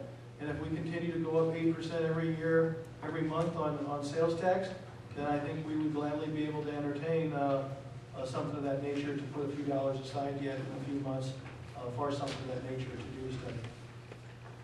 If it rains, does the pool hold water, or is there some kind of drainage?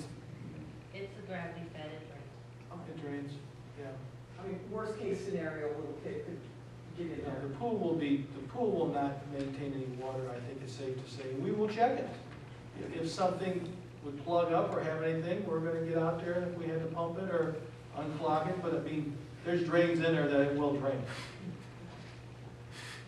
So. Any further discussion? Yes. Alderman Hart. Go ahead, please. Okay. Who's going?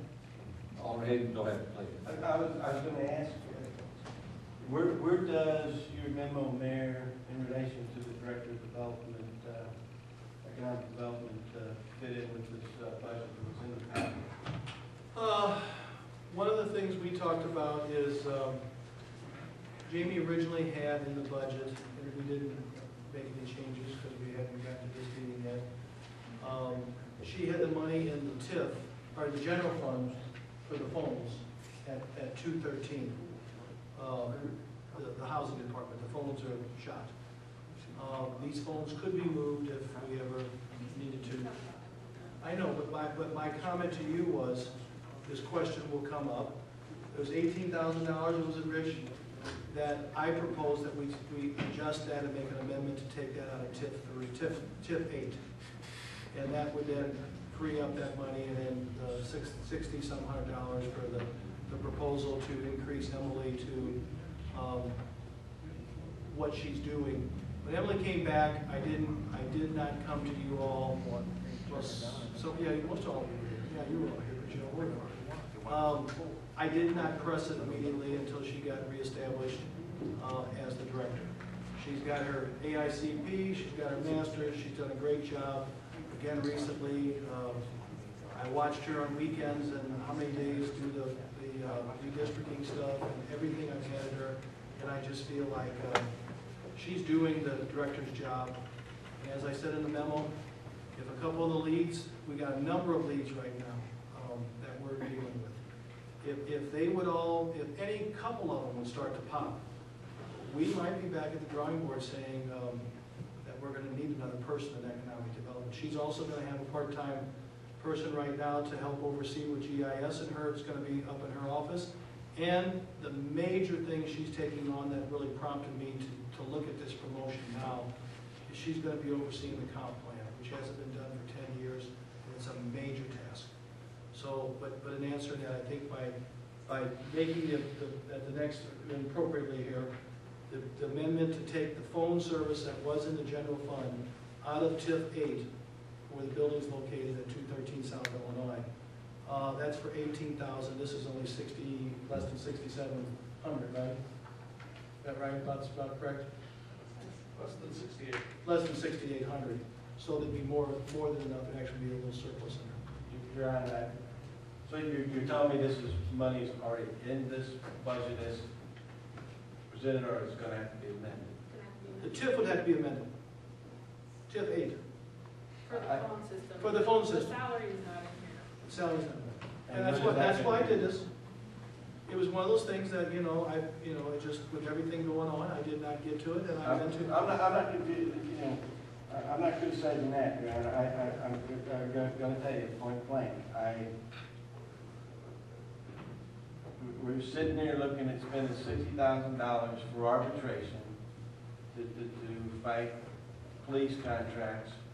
We can't even at this juncture find a way to add police or even give them a nickel, and yet we're finding ways to it, and we got other contracts out there, and yet we're finding ways that we can come up with money for department heads and staff. You have a lady here who has done the job. She's serving as the department head. The last person we had as the director of the department made $94,000. And I will tell you, Emily's work has been incredible. And to hold her back because she's a young lady I don't think is fair. I think she's earned it. I think she's stepping up. No, I'm just saying that I've had, That was unprofessional. But the fact is, business occupancy projection is down. We had, So the month of February alone, we took in, what, Emily, 13? I want to say there was, no, we issued, I think it's 20 business occupancy permits 20? in February. 20 in 19 or February. 20. Yeah. But really, his question was, do we Business, talk about that did you before we hear- vote on the budget or Did not? you hear her? She said business occupancy permits are up. For the current year is up significantly. The question is, are we going to need to vote on this, send this with this budget to Council meeting. full council? Because if so, then there needs to be a motion to amend the proposed draft budget that's on the motion of the floor right now, Mr. Chairman. Yeah, I would, Mike is fine if we make a motion to approve this, and then we Motion. should amend the. Okay, before we do that, Alderman finish. Hart, please. Are you done? I'm done. Okay. In legal department, as that the department pays the city attorneys Correct. and assistant city attorney? Correct. Should we expect to see a reduction in hospital insurance costs? Because, so, we're not going to reduce that now? We were ready for it when that happened, but, I mean, yeah, we're not gonna spend that full $19,000, I guarantee.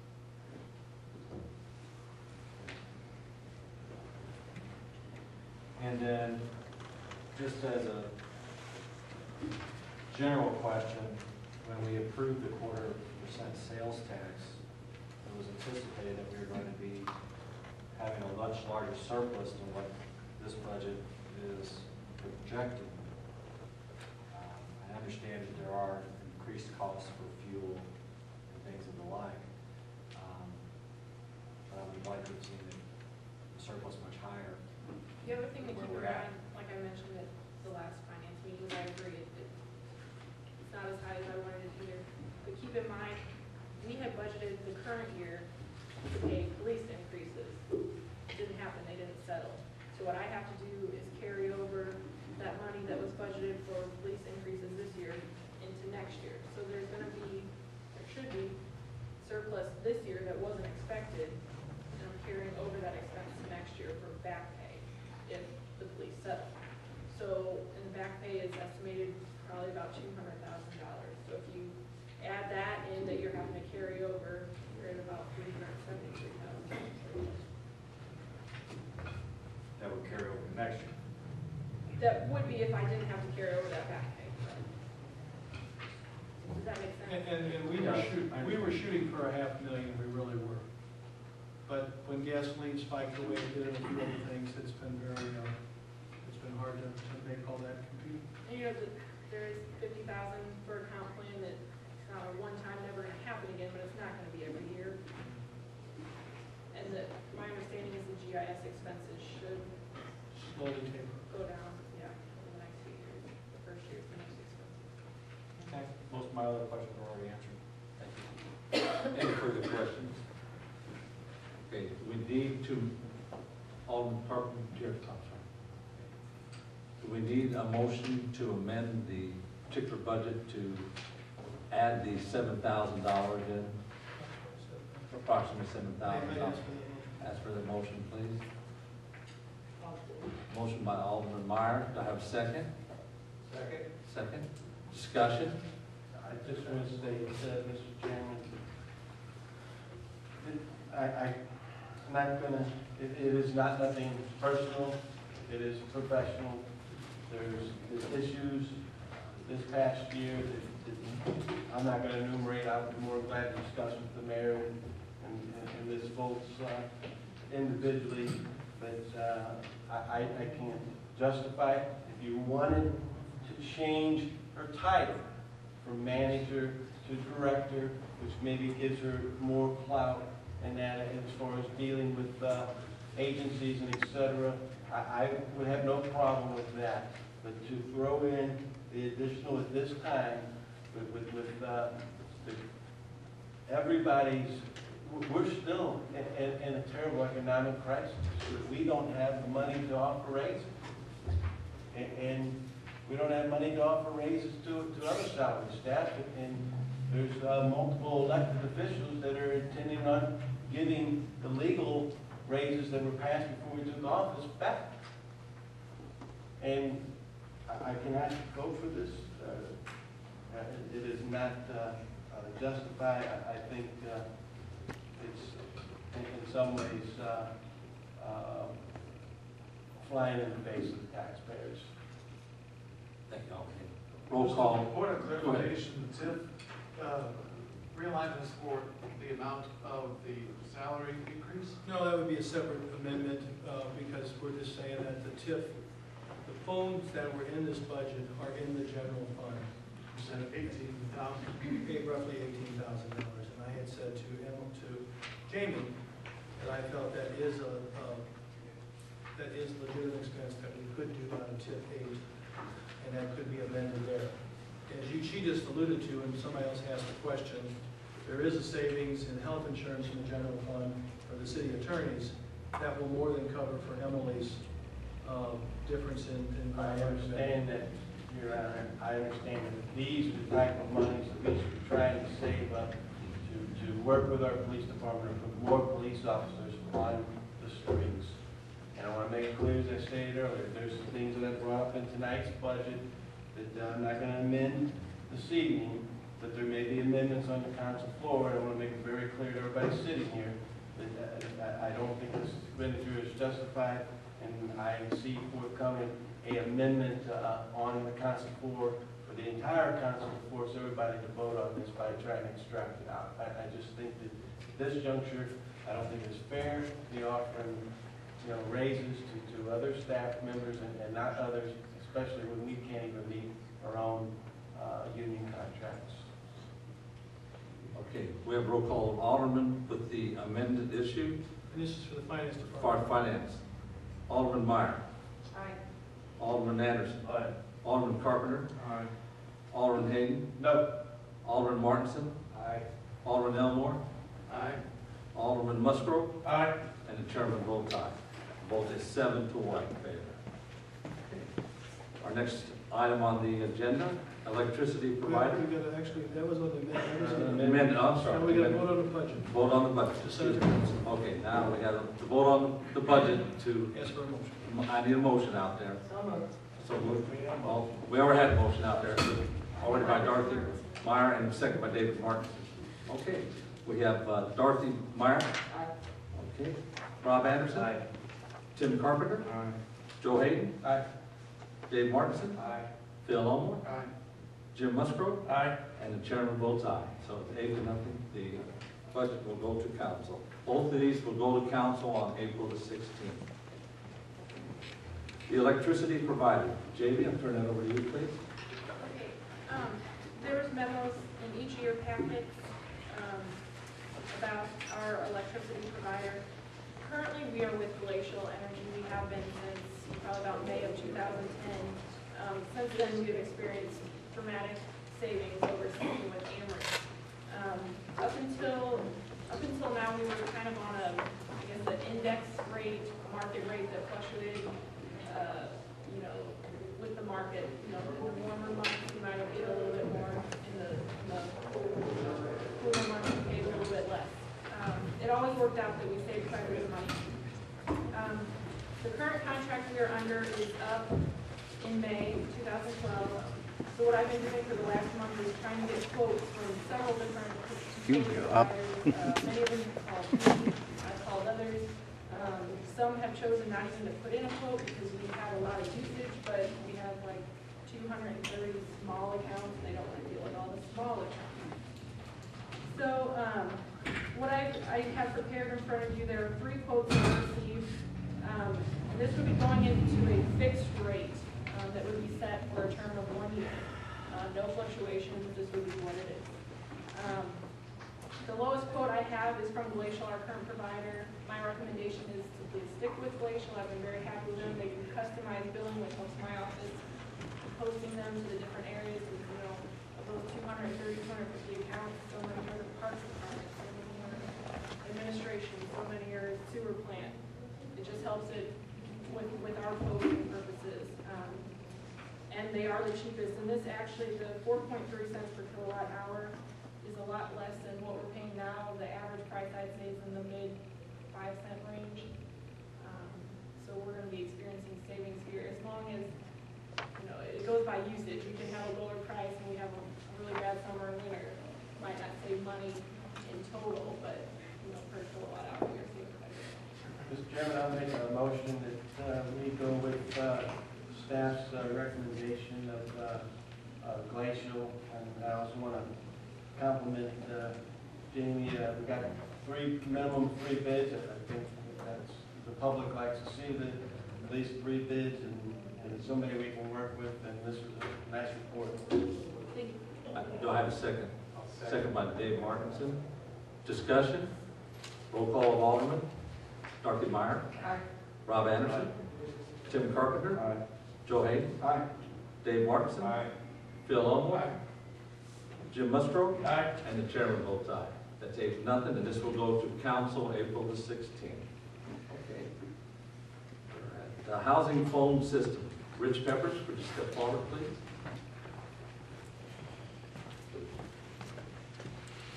Just to give a little bit of a prelude to this, the mayor kind of started briefly talking about it.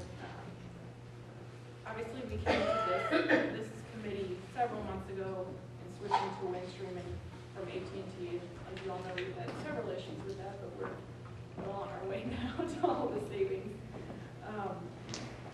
What we found with all of this though, and I think Rich probably already knew it, but it became a lot more evident in the switchover that our phone system down at the housing department at 213 Housing Engineering, all the offices down there, is extremely antiquated. So I'll let him kind of pick up on what we would like to do. Yeah, basically the system that they have down there now is probably 15 to 17 years old. We got a new guy moving in, I think in May. I don't even think it can support adding a new phone.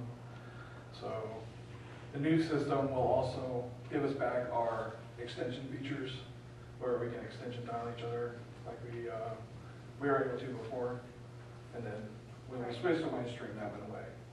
Yeah, currently if a resident calls and says, calls to the switchboard and says, I would like to speak to housing, we have to say, okay, you need to hang up and dial such and such number. And we knew that before we did the switch. Right. Those circuits that were in place, they were costing about $120 a month. Each circuit. And we had either 7 or 9 circuits at housing, between here and housing, to do that. So. About $1,000 a month Yeah. to do that. So we eliminated that already. That's been cut. With this new system, we'll be able to do that over the network that was in place with Windstream. So cost of savings will go with that as well. Yeah, we're estimating, we got this quote of about $18,721. And the reason, obviously, that we didn't go out for a public bid is because, obviously, it's hard to get everything, everything here is so pieced together anyway.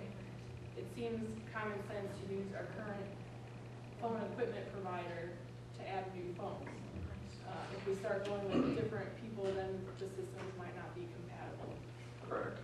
A lot of other companies want to do higher end stuff that is not compatible with what we have here at City Hall. So we just felt like sticking with the same vendor, putting the same equipment that we have at the new firehouse and 510, so that way everybody's familiar with it. Myself, my department, as far as making changes and stuff, we don't have to go through training. And We've already established proprietary equipment for the previous public bid, I'm sure. So it's just maintaining the system we got. Is this money going to come out of the current budget?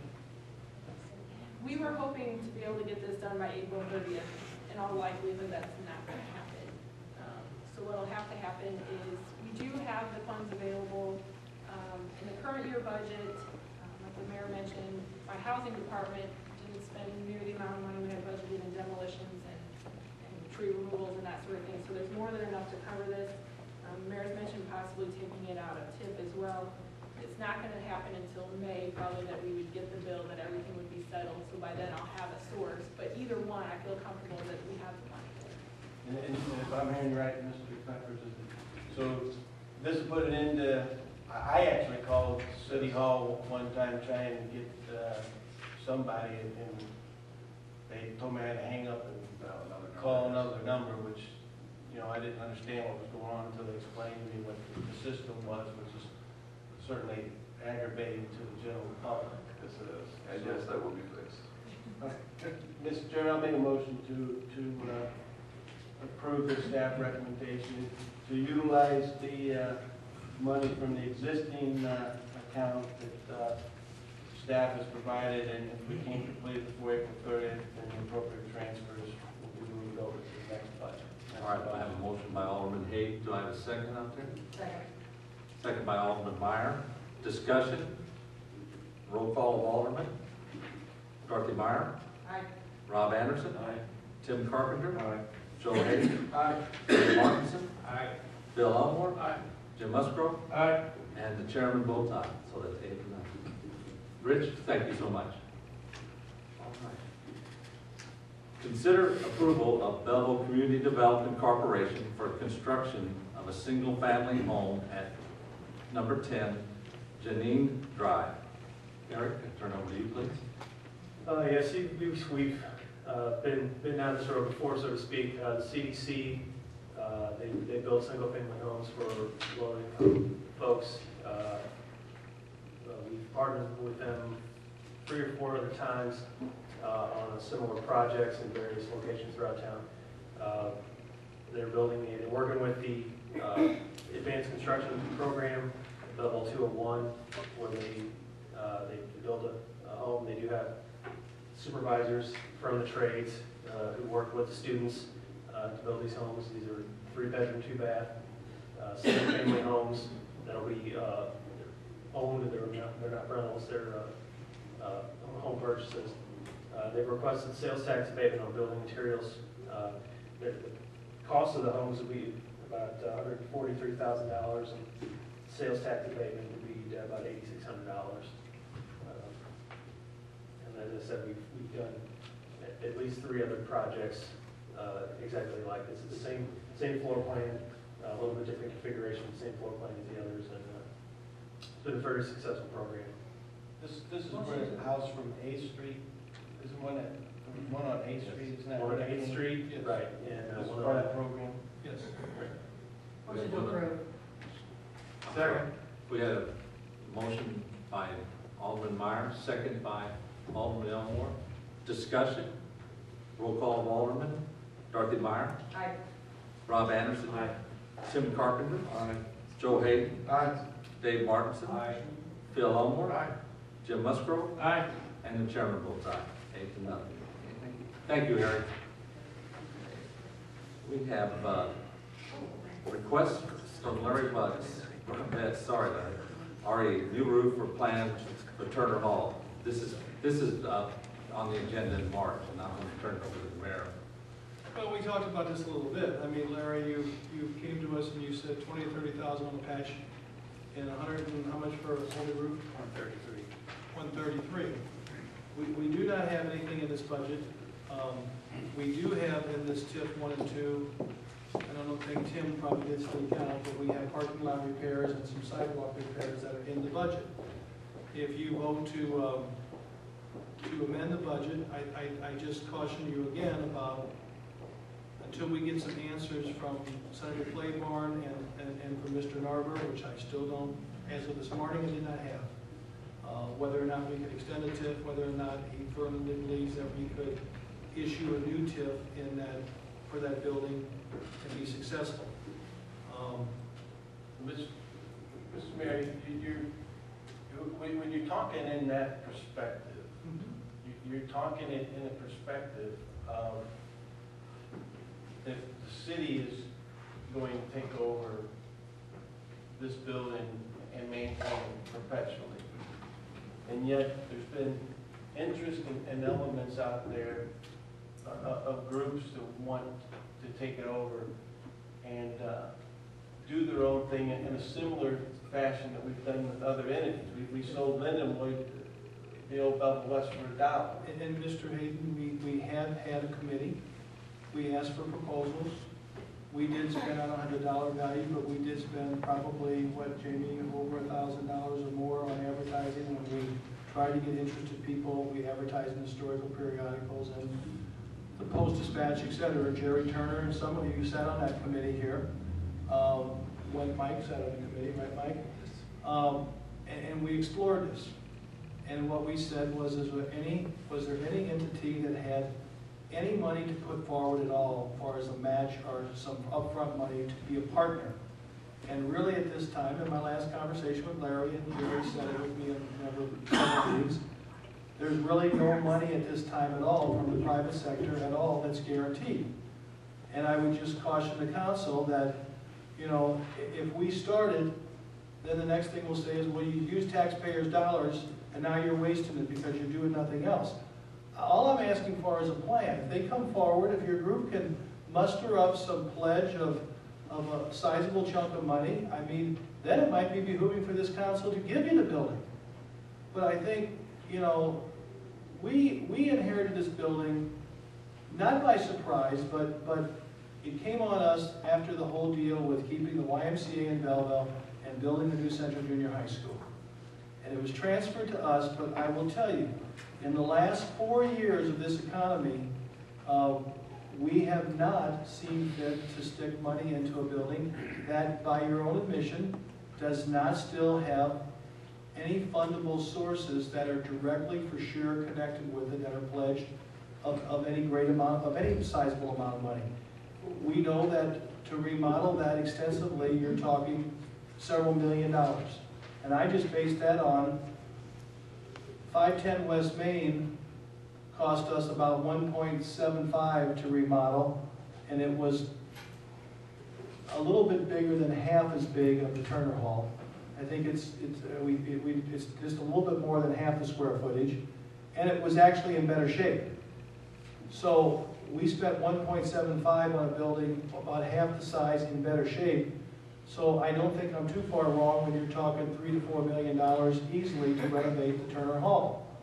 And then the question is, who maintains it, who pays for it? You know, if there's I said this in the committee, I said this numerous times, this has been rehashed.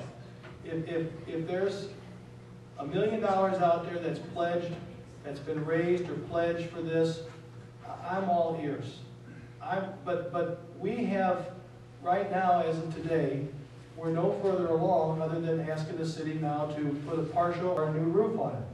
If the taxpayers put a new roof on there and invest $133,000, then shame on us for not continuing from there and leading this charge.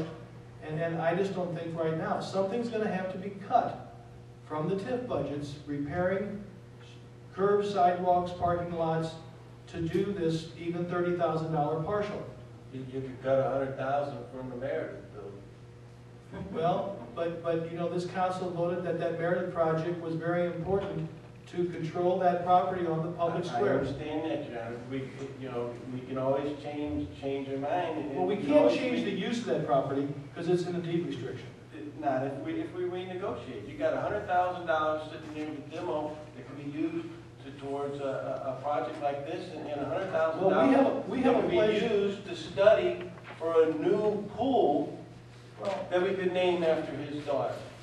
And there's options out there. The thing of it is, have you talked to Mr. Cook? Because when I had a conversation with him recently, he's not interested. He's interested, and he's willing, and he's stated he will pay for the total renovation or building of this plaza/park. And he said that in the paper, I think to Laura, and he said it to all of us here, publicly, that he's willing to do that. So we have that right. $1 million to knock it down. We don't have well, that. we do have, and I'm not prepared to go into details today. I'm prepared to tell you that we believe we've located some other additional funding and some grants or some donations that we can come up with the remainder of the money. That's why I only put $200,000 in the budget. Is there a reason you have to be so secretive with this council? We can go into executive session. It wouldn't make a difference if I did. It would still be out by the end of the night. And I don't think it's fair when people have asked to not yet unveil something that they're considering to put it out there. When you tell a few people, you tell 16 people, I can pretty much guarantee you, it's from my recent experience, it's not going to stay But secret. it's the 16 people's jobs to make the decision. It's not a decision yet. Well, you got a request, and you have a council's vote to take down the Meredith home, and it's in the deed restriction. That's going to become a park / in perpetuity. We're saying that we know the demolition could be roughly $500,000. I'm asking for the consideration of this budget of $200,000. $100,000 from TIF 17 and $100,000 from TIF 3. And if that moves forward next Monday night, then we will continue to work aggressively to try to get these other funds shored up. And hopefully we can go out for bid for demolition. But we sit here meeting after meeting, and everything is stagnant and nothing's happening. Oh, that's not true. We're making progress. No, the building's falling down. The motion I'm going to make, Mr. Chairman, and I want to preface it to the committee. This is not to do. This is to explore. The motion that I'm willing to make is to explore the expenditure of the $30,000 from TIF 1 to fix the roof, repair it, not completely replace it, and allow staff to negotiate with Mr. Betts, the historical committee, and the various groups. If they have a viable group that wants to take it over, then we sell it to them for $1 and we wash our hands from it. And that's the motion that I am willing to make tonight, to explore this, to fix the roof, stabilize it. If this group is saying that they can collectively and eventually get together and we sell it to them for $1, we wash our hands from the city's done, we save the roof, we turn it over to them, let them go with what they want, and we're done. And I'd like to make that motion. Well, there's some, Mr. Chairman. Second, Your Honor. Yeah, motion by Alderman Hayden, second by Alderman Carpenter. We got to get off the debt center here. Discussion. Yes, sir. Great motion. I'm just asking, can I ask Mr. Betts a question? Go ahead. Do you have the capabilities of what Mr. Hayden is referring to? Not at this time. Said, absolutely. Go ahead, sir. I started this in January of 2010. I was going to devote 1 year of my life, and I pretty much put everything else on hold, to try to save that building because of its historic value to the city of Belleville. And I want you all to know up front, just like you guys are, everything I'm doing is to better the community, make this a better place to live for our citizens. And I think we've got a building here that has too much historic value for it to be sitting over there and rotting away. Now, if we get to the point where it's rotted away to the point we can't do anything more, my point at the meeting last month was you're going to have to come up with $500,000 to $600,000 to tear it down. That's an investment of $133 now to save $500,000. That's the common sense. As I said, I started to say I was going to devote 1 year of my life. Now it's been 2 years and 3 months, and I've not made any progress, basically. And I'm not asking for compassion to what I've done. I feel it's important. I'm not sure at this point that without some help from the city, quite honestly, that we can pull this off. It's just because of the economy. We did a fundraising, we had pledges for about $16,000 when we started to do this 2 years ago. And the problem that we ran into at that time was the people asked, do you have a commitment from the city that you're really going to get this? And every time I said, no, they have not committed the building to this use. And that turned people off. And whether that will make a difference in the fundraising, I don't know. Well, the rationale of my motion is to try to find a way to stabilize the roof right now. And then to give staff some time to work with you to basically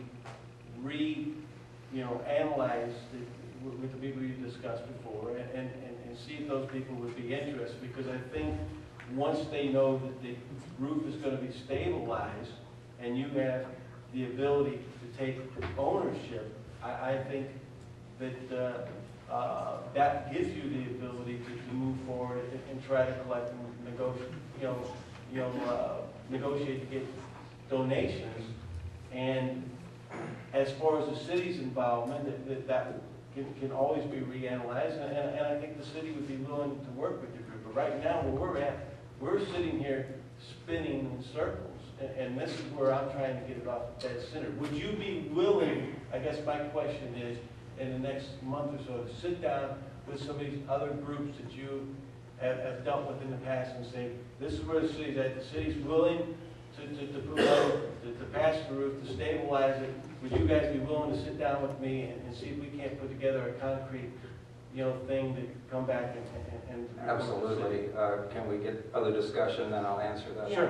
Actually, Go ahead, please. by your own admission last, the council meeting, you said $30,000, the contractor basically said that was just a waste of money. Right. So, I mean, we're not talking $30,000. We're talking $130,000, $140,000 minimally to fix the roof, right? I mean, he said it was a waste. He said. So if you're not talking $30,000, I don't like you throwing that number out, because that's not what we're talking about. I mean, to me, that's dumb, with 30, right? I mean, by your admission and by contractor's admission, so. But it's our responsibility. But We it's want to not hold his roof say. steady. You have to, then you're talking 140, quit misrepresenting by 30. I'm saying we're talking 140 is the discussion point, not 30. That's what I'm But you're saying. postponing the inevitable if you don't. You are making the We are decision by wasting not making the decision. $30,000 by his admission and the contractor's admission. But if you'd have done it last year, it wouldn't have been 30,000. Moot point. Moot point. No, it's the same. Hold on, folks, hold on a minute. I'm sorry, but, you know, deep down I feel, Mayor, you're not doing anything to save this building, and there's other council members, obviously, that don't have a feeling about this building. But, you know, I look at it this way, how many corporations do we have in the city? I find it really hard to believe that corporations aren't willing to donate some money for a cultural type building in the city. I find it very hard to believe. I just feel that you're not doing anything to save this building. Mayor, I'm sorry to put you on the scene, but that's how I feel. Well, you don't know all the history here. We formed a committee. Several people in this room were on the committee. There was efforts. We tried to market this building. We tried to show, we tried to have several things, viable things, that we worked on to try to do this building. Yes, the economy turned down in 2008, and really and truthfully that made a big problem in this procedure too. But I will tell you, we've had to prioritize, Alderman Carpenter, and when we have so many things that need taxpayers' dollars and so many things that need repair, even the $140,000 for the roof is just the beginning, and my question has been, and my statement is repeated, unless somebody else has got a viable plan to be a part of this, why are we going to put $140,000 into something that there's no other commitment to, and you've been trying here, as you admitted, for over 2 years. Now, for the same reason, we're going to make sure the pool is safe, because it's our obligation as the owner. I mean, there's banks that donated to Altoff building a tennis court. Have you talked to some of the Motomart's got $500 million for that lottery ticket in Redbud. Just say Motomart based in Belleville isn't going to donate a new roof. It's Well, beyond me. but I'll modify that motion to. Go ahead, Joe. I understand what Ms. Meyer is saying, you know, and if the 30,000 passes is a waste of money, we need to do the right thing. And again, I want to make it very clear to this committee, I'm not saying expend, I'm saying explore. The question that I'm raising to Mr. Betts is if we are exploring the potentiality of spending that money to fix the roof, while he explores the potentiality, Mr. Chairman, of talking to those people, you know, whoever they were, the Philharmonica, the art people, whoever, and if they're willing to unite and think that they can raise this money, and I'm not saying they're going to raise the money over a year or so, but if we stabilize the roof at that cost and sell it to them for $1, and then they work on a 5-year plan, we are still saving money in the long run of what it's going to cost us, as he has pointed out, of tearing the building down at a $500,000. And Mr. Hayden, and we're done with it. We have, you know, and no offense to Mr. Betts, I admire his efforts. But he knows we've been very patient in him trying to facilitate or bring to the table some roofs. But he has struggled during these economic times at least, to bring other partners. Mr. Turner and I have met with Larry a number of times, and we've been very open to trying to bring in. I've talked to members. That's completely true. It is true, and you don't know because I was going to pay for art space to show up, and you said, "Don't bother. I won't even listen to." I never said that to you. That you may have got you for someone, but you're wrong.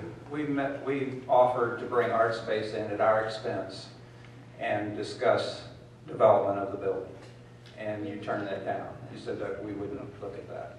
And they were willing to come in, and they were an entity that would make it a tax revenue building on top of it, where it's never been. Mr. Chairman, it's the part of the motion. I understand what you're saying, Your Honor, but I've not been a part of any of those discussions. I have not seen any of the documentation on that. I am sitting here in my first term, you know, our first year of a 4-year term, and I'm willing to sit down and say, all right, and what you're saying, I'm not disputing, but you know, I'm willing, you know, a second chance, or maybe this is a third chance, but I'm willing to give a third chance to give them some time. We will explore fixing the roof if he can put together a cooperative group that's willing to take this building over for $1 and the city washes its hands And from it. Joe, we really, that's fine, but my point is, there's no need to amend the budget. If he can come up. I'm not amending the budget. Okay, all I'm saying, but we're not taking any action, there's nothing in this budget to tear it down.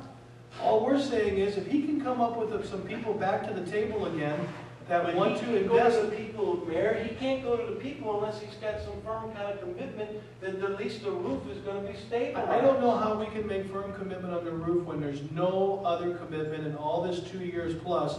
That's the point of the motion. We are willing to explore. I'm We willing will to explore, I've been willing to explore. That is If my I could motion. make a suggestion, my vision of this building has evolved in the last 2 years. My vision of how this might get resolved has changed. I've watched and I've talked with Mr. Richard Johnson. Richard is Johnson, the son right here, the gentleman who was an alderman in Edwardsville who headed up the Willoughby Theater renovation. And they did it from a perspective of the city being involved. They had a committee made up of aldermen and citizens of the community that were interested in this project, and they were able to raise, through grants and donations, the money to take an old theater that had been sitting vacant and convert it into an extremely viable part of their downtown. And if you've been reading the paper, what it's done to business downtown has just been phenomenal. The people that it's bringing into the community. And that's exactly the vision we had of the building over here. Something that's going to bring people into the community, and the city is going to benefit from this. This is not for my benefit, people, believe me. I understand that. Not one iota. This is something that I see as a vision for the city, and I think the city's got to be involved in it. I think a committee needs to be appointed of primarily aldermen that have a passion for this kind of thing, and bring in some city people and put this together and say, what can we do? Rather than saying we can't do it, say, I don't know if we can do it, but damn it, we're going to try. We're going to find a way to do this. I feel my motion. And that's the attitude that I think we need to have. I feel my Excuse my motion, Mr. French. Chairman, opens that door to that discussion. Thank you, One last- Larry. I'm sorry, go ahead, please. I'm just saying, I feel that the motion that's on the floor opens that door for discussion one last time to come to some form of a finality here. The people are tired of the same old thing happening and nothing's happened. We either got to come to the conclusion that we're going to try to work with this entity one more time and save the roof, is it worth saving, or eventually we need to start budgeting, Mayor, $500,000 to tear that down, or you better start looking for some more grants, because how do we honestly, that building in certain respects is in worse shape than the Meredith home, and yet we're tearing the Meredith home to build down a park, and yet we have a building that is our name that could become a safety hazard, and we're not taking care of it. And a liability risk. We have a responsibility. How do we look to those people in the eye that we cite every week out there on the street saying, you got to do this to your house, this to your house, to your building, and we're not doing nothing to something we own? Well, as of this point, it's getting closer with the roof problems, but it's not condemnable. It is vacant. I don't disagree, it's deteriorating. I will reactivate the committee that I appointed and that met a number of times, and I'll add a couple more people to it. And that's fine, we can do that. But if you want to look at this one more time, but we have not, there's not in the budget to tear it down right now. But I will tell you, there was people who approached me, and Larry's well aware.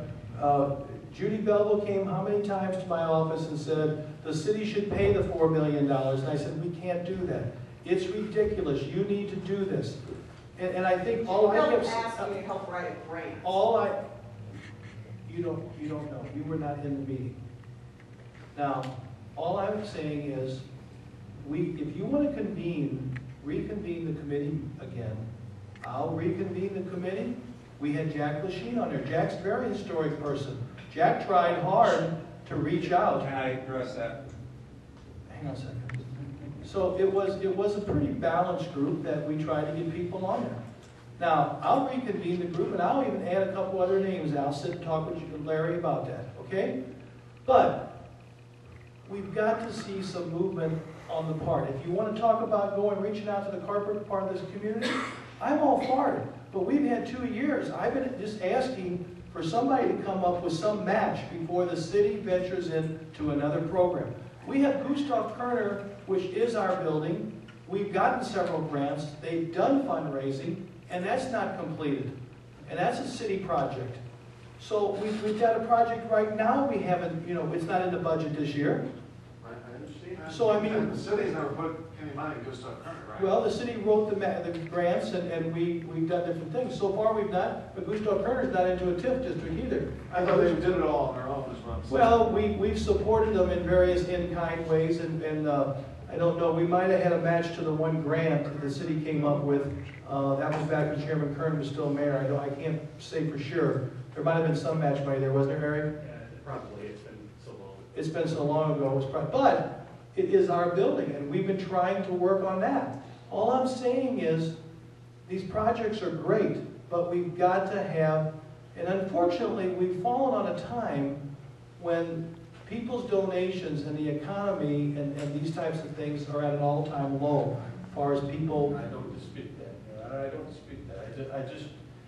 I'll reconvene the committee. If that's what you'd like to do, I will reconvene the committee, and we will add a couple more faces to the committee to certainly be open. The motion is to explore, which gives them the perspective that the city would be willing to pledge to take care of the roof, as you reconvene your committee, and he goes back and talks to his people and say, are you willing to get involved? And if we've got a match, then we can move forward. If we don't, Your Honor, and it is doom and gloom, then we're gonna, I'll be one of the first to say, it ain't gonna happen, then we need to start looking in the budget to tear it down. And I don't disagree, in the future we But will we have to do can't it. prolong it. Tip, hold on, Tip Carpenter. Mayor, all I have to say is, maybe we should look at how Eversville went at the Wiley Theater. And, this isn't a theater, but it could be a potential cultural center. Whether it's a German heritage in the city, whatever. There's all kinds of different groups that could go in there and utilize the space. I just think it could be a really good thing downtown. Dave?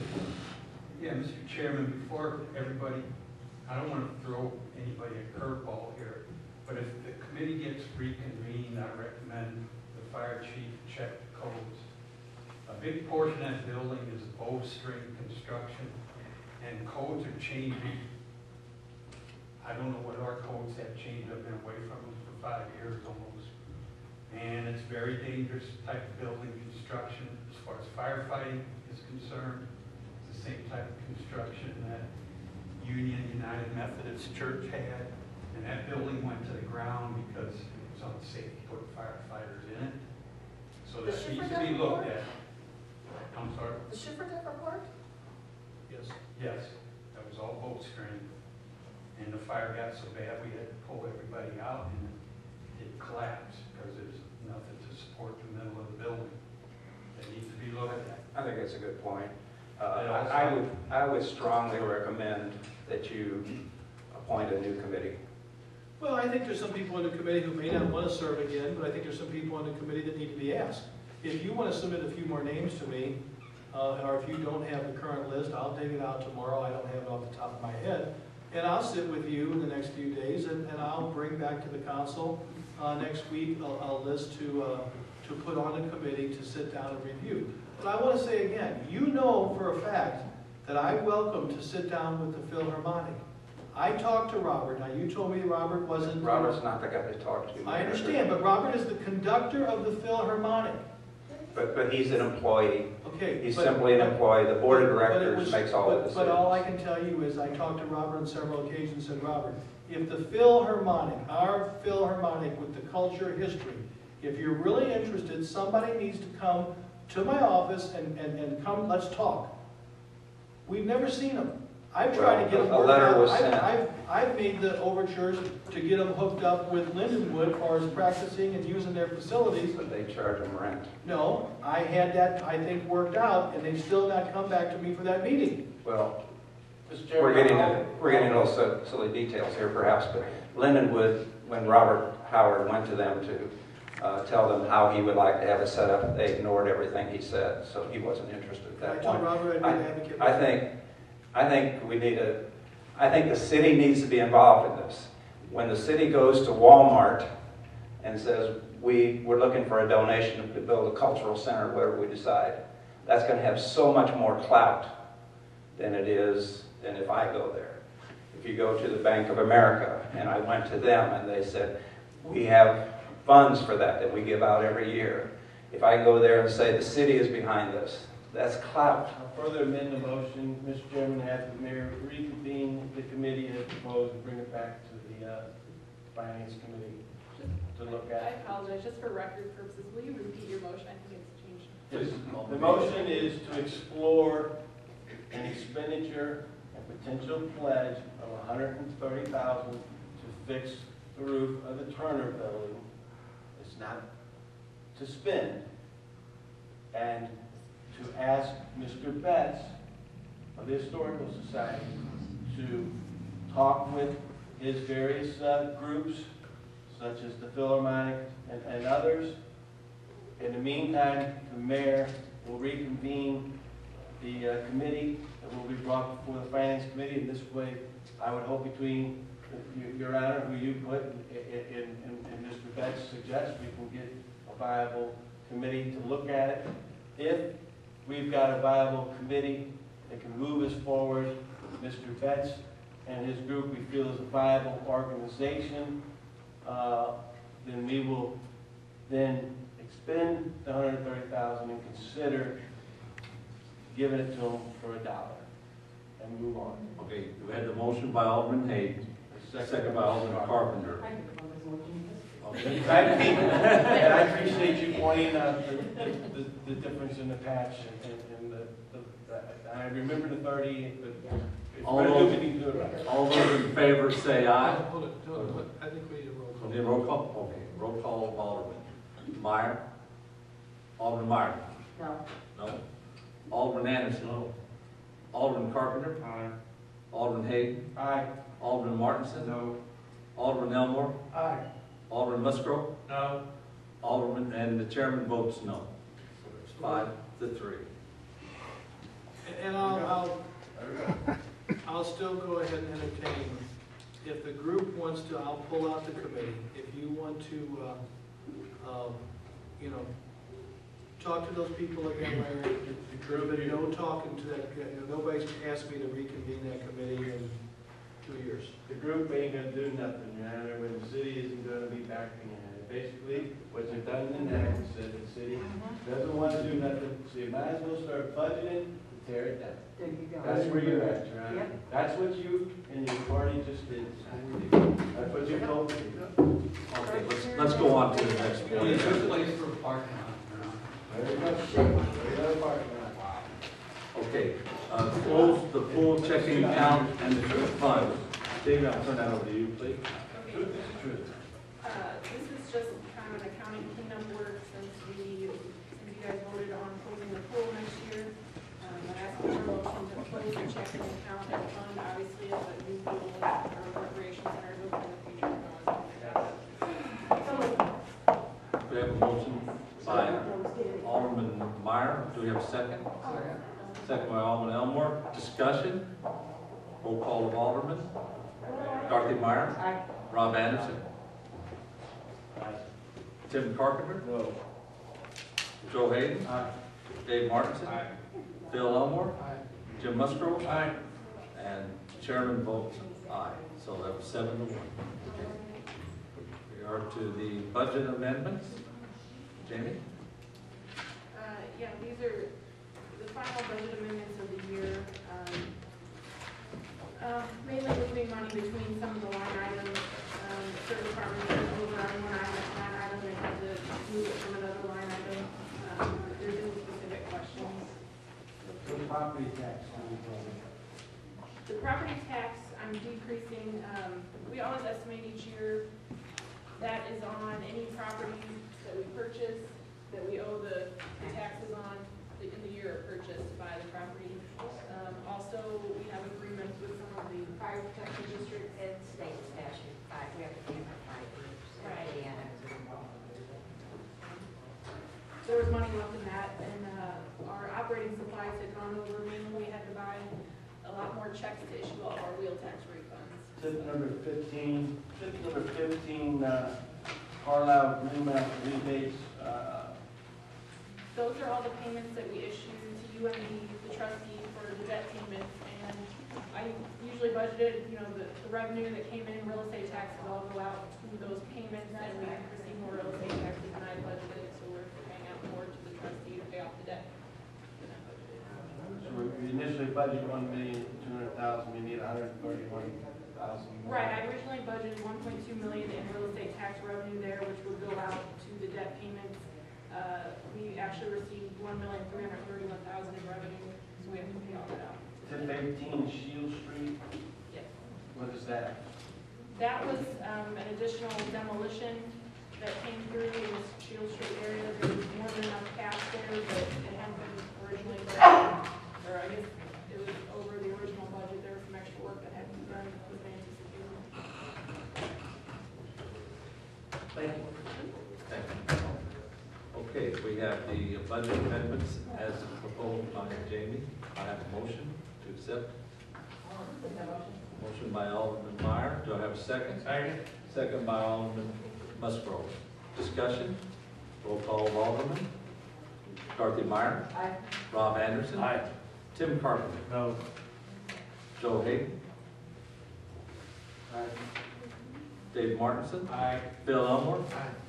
Jim Musgrove. Aye. And the chairman votes aye. So 7-1. Then we, revenue sources. I need a motion to receive and file the revenue source. So moved. So moved by Alderman Elmore. Second. Second. All those in favor? Discussion? All those in favor say aye. Aye. Opposed? I need a motion. Motion adjourned. Motion adjourned. Second. Second by Alderman Meyer. First by Alderman Hayden, second by Alderman Meyer. All in favor? Say aye. Aye. Thank you.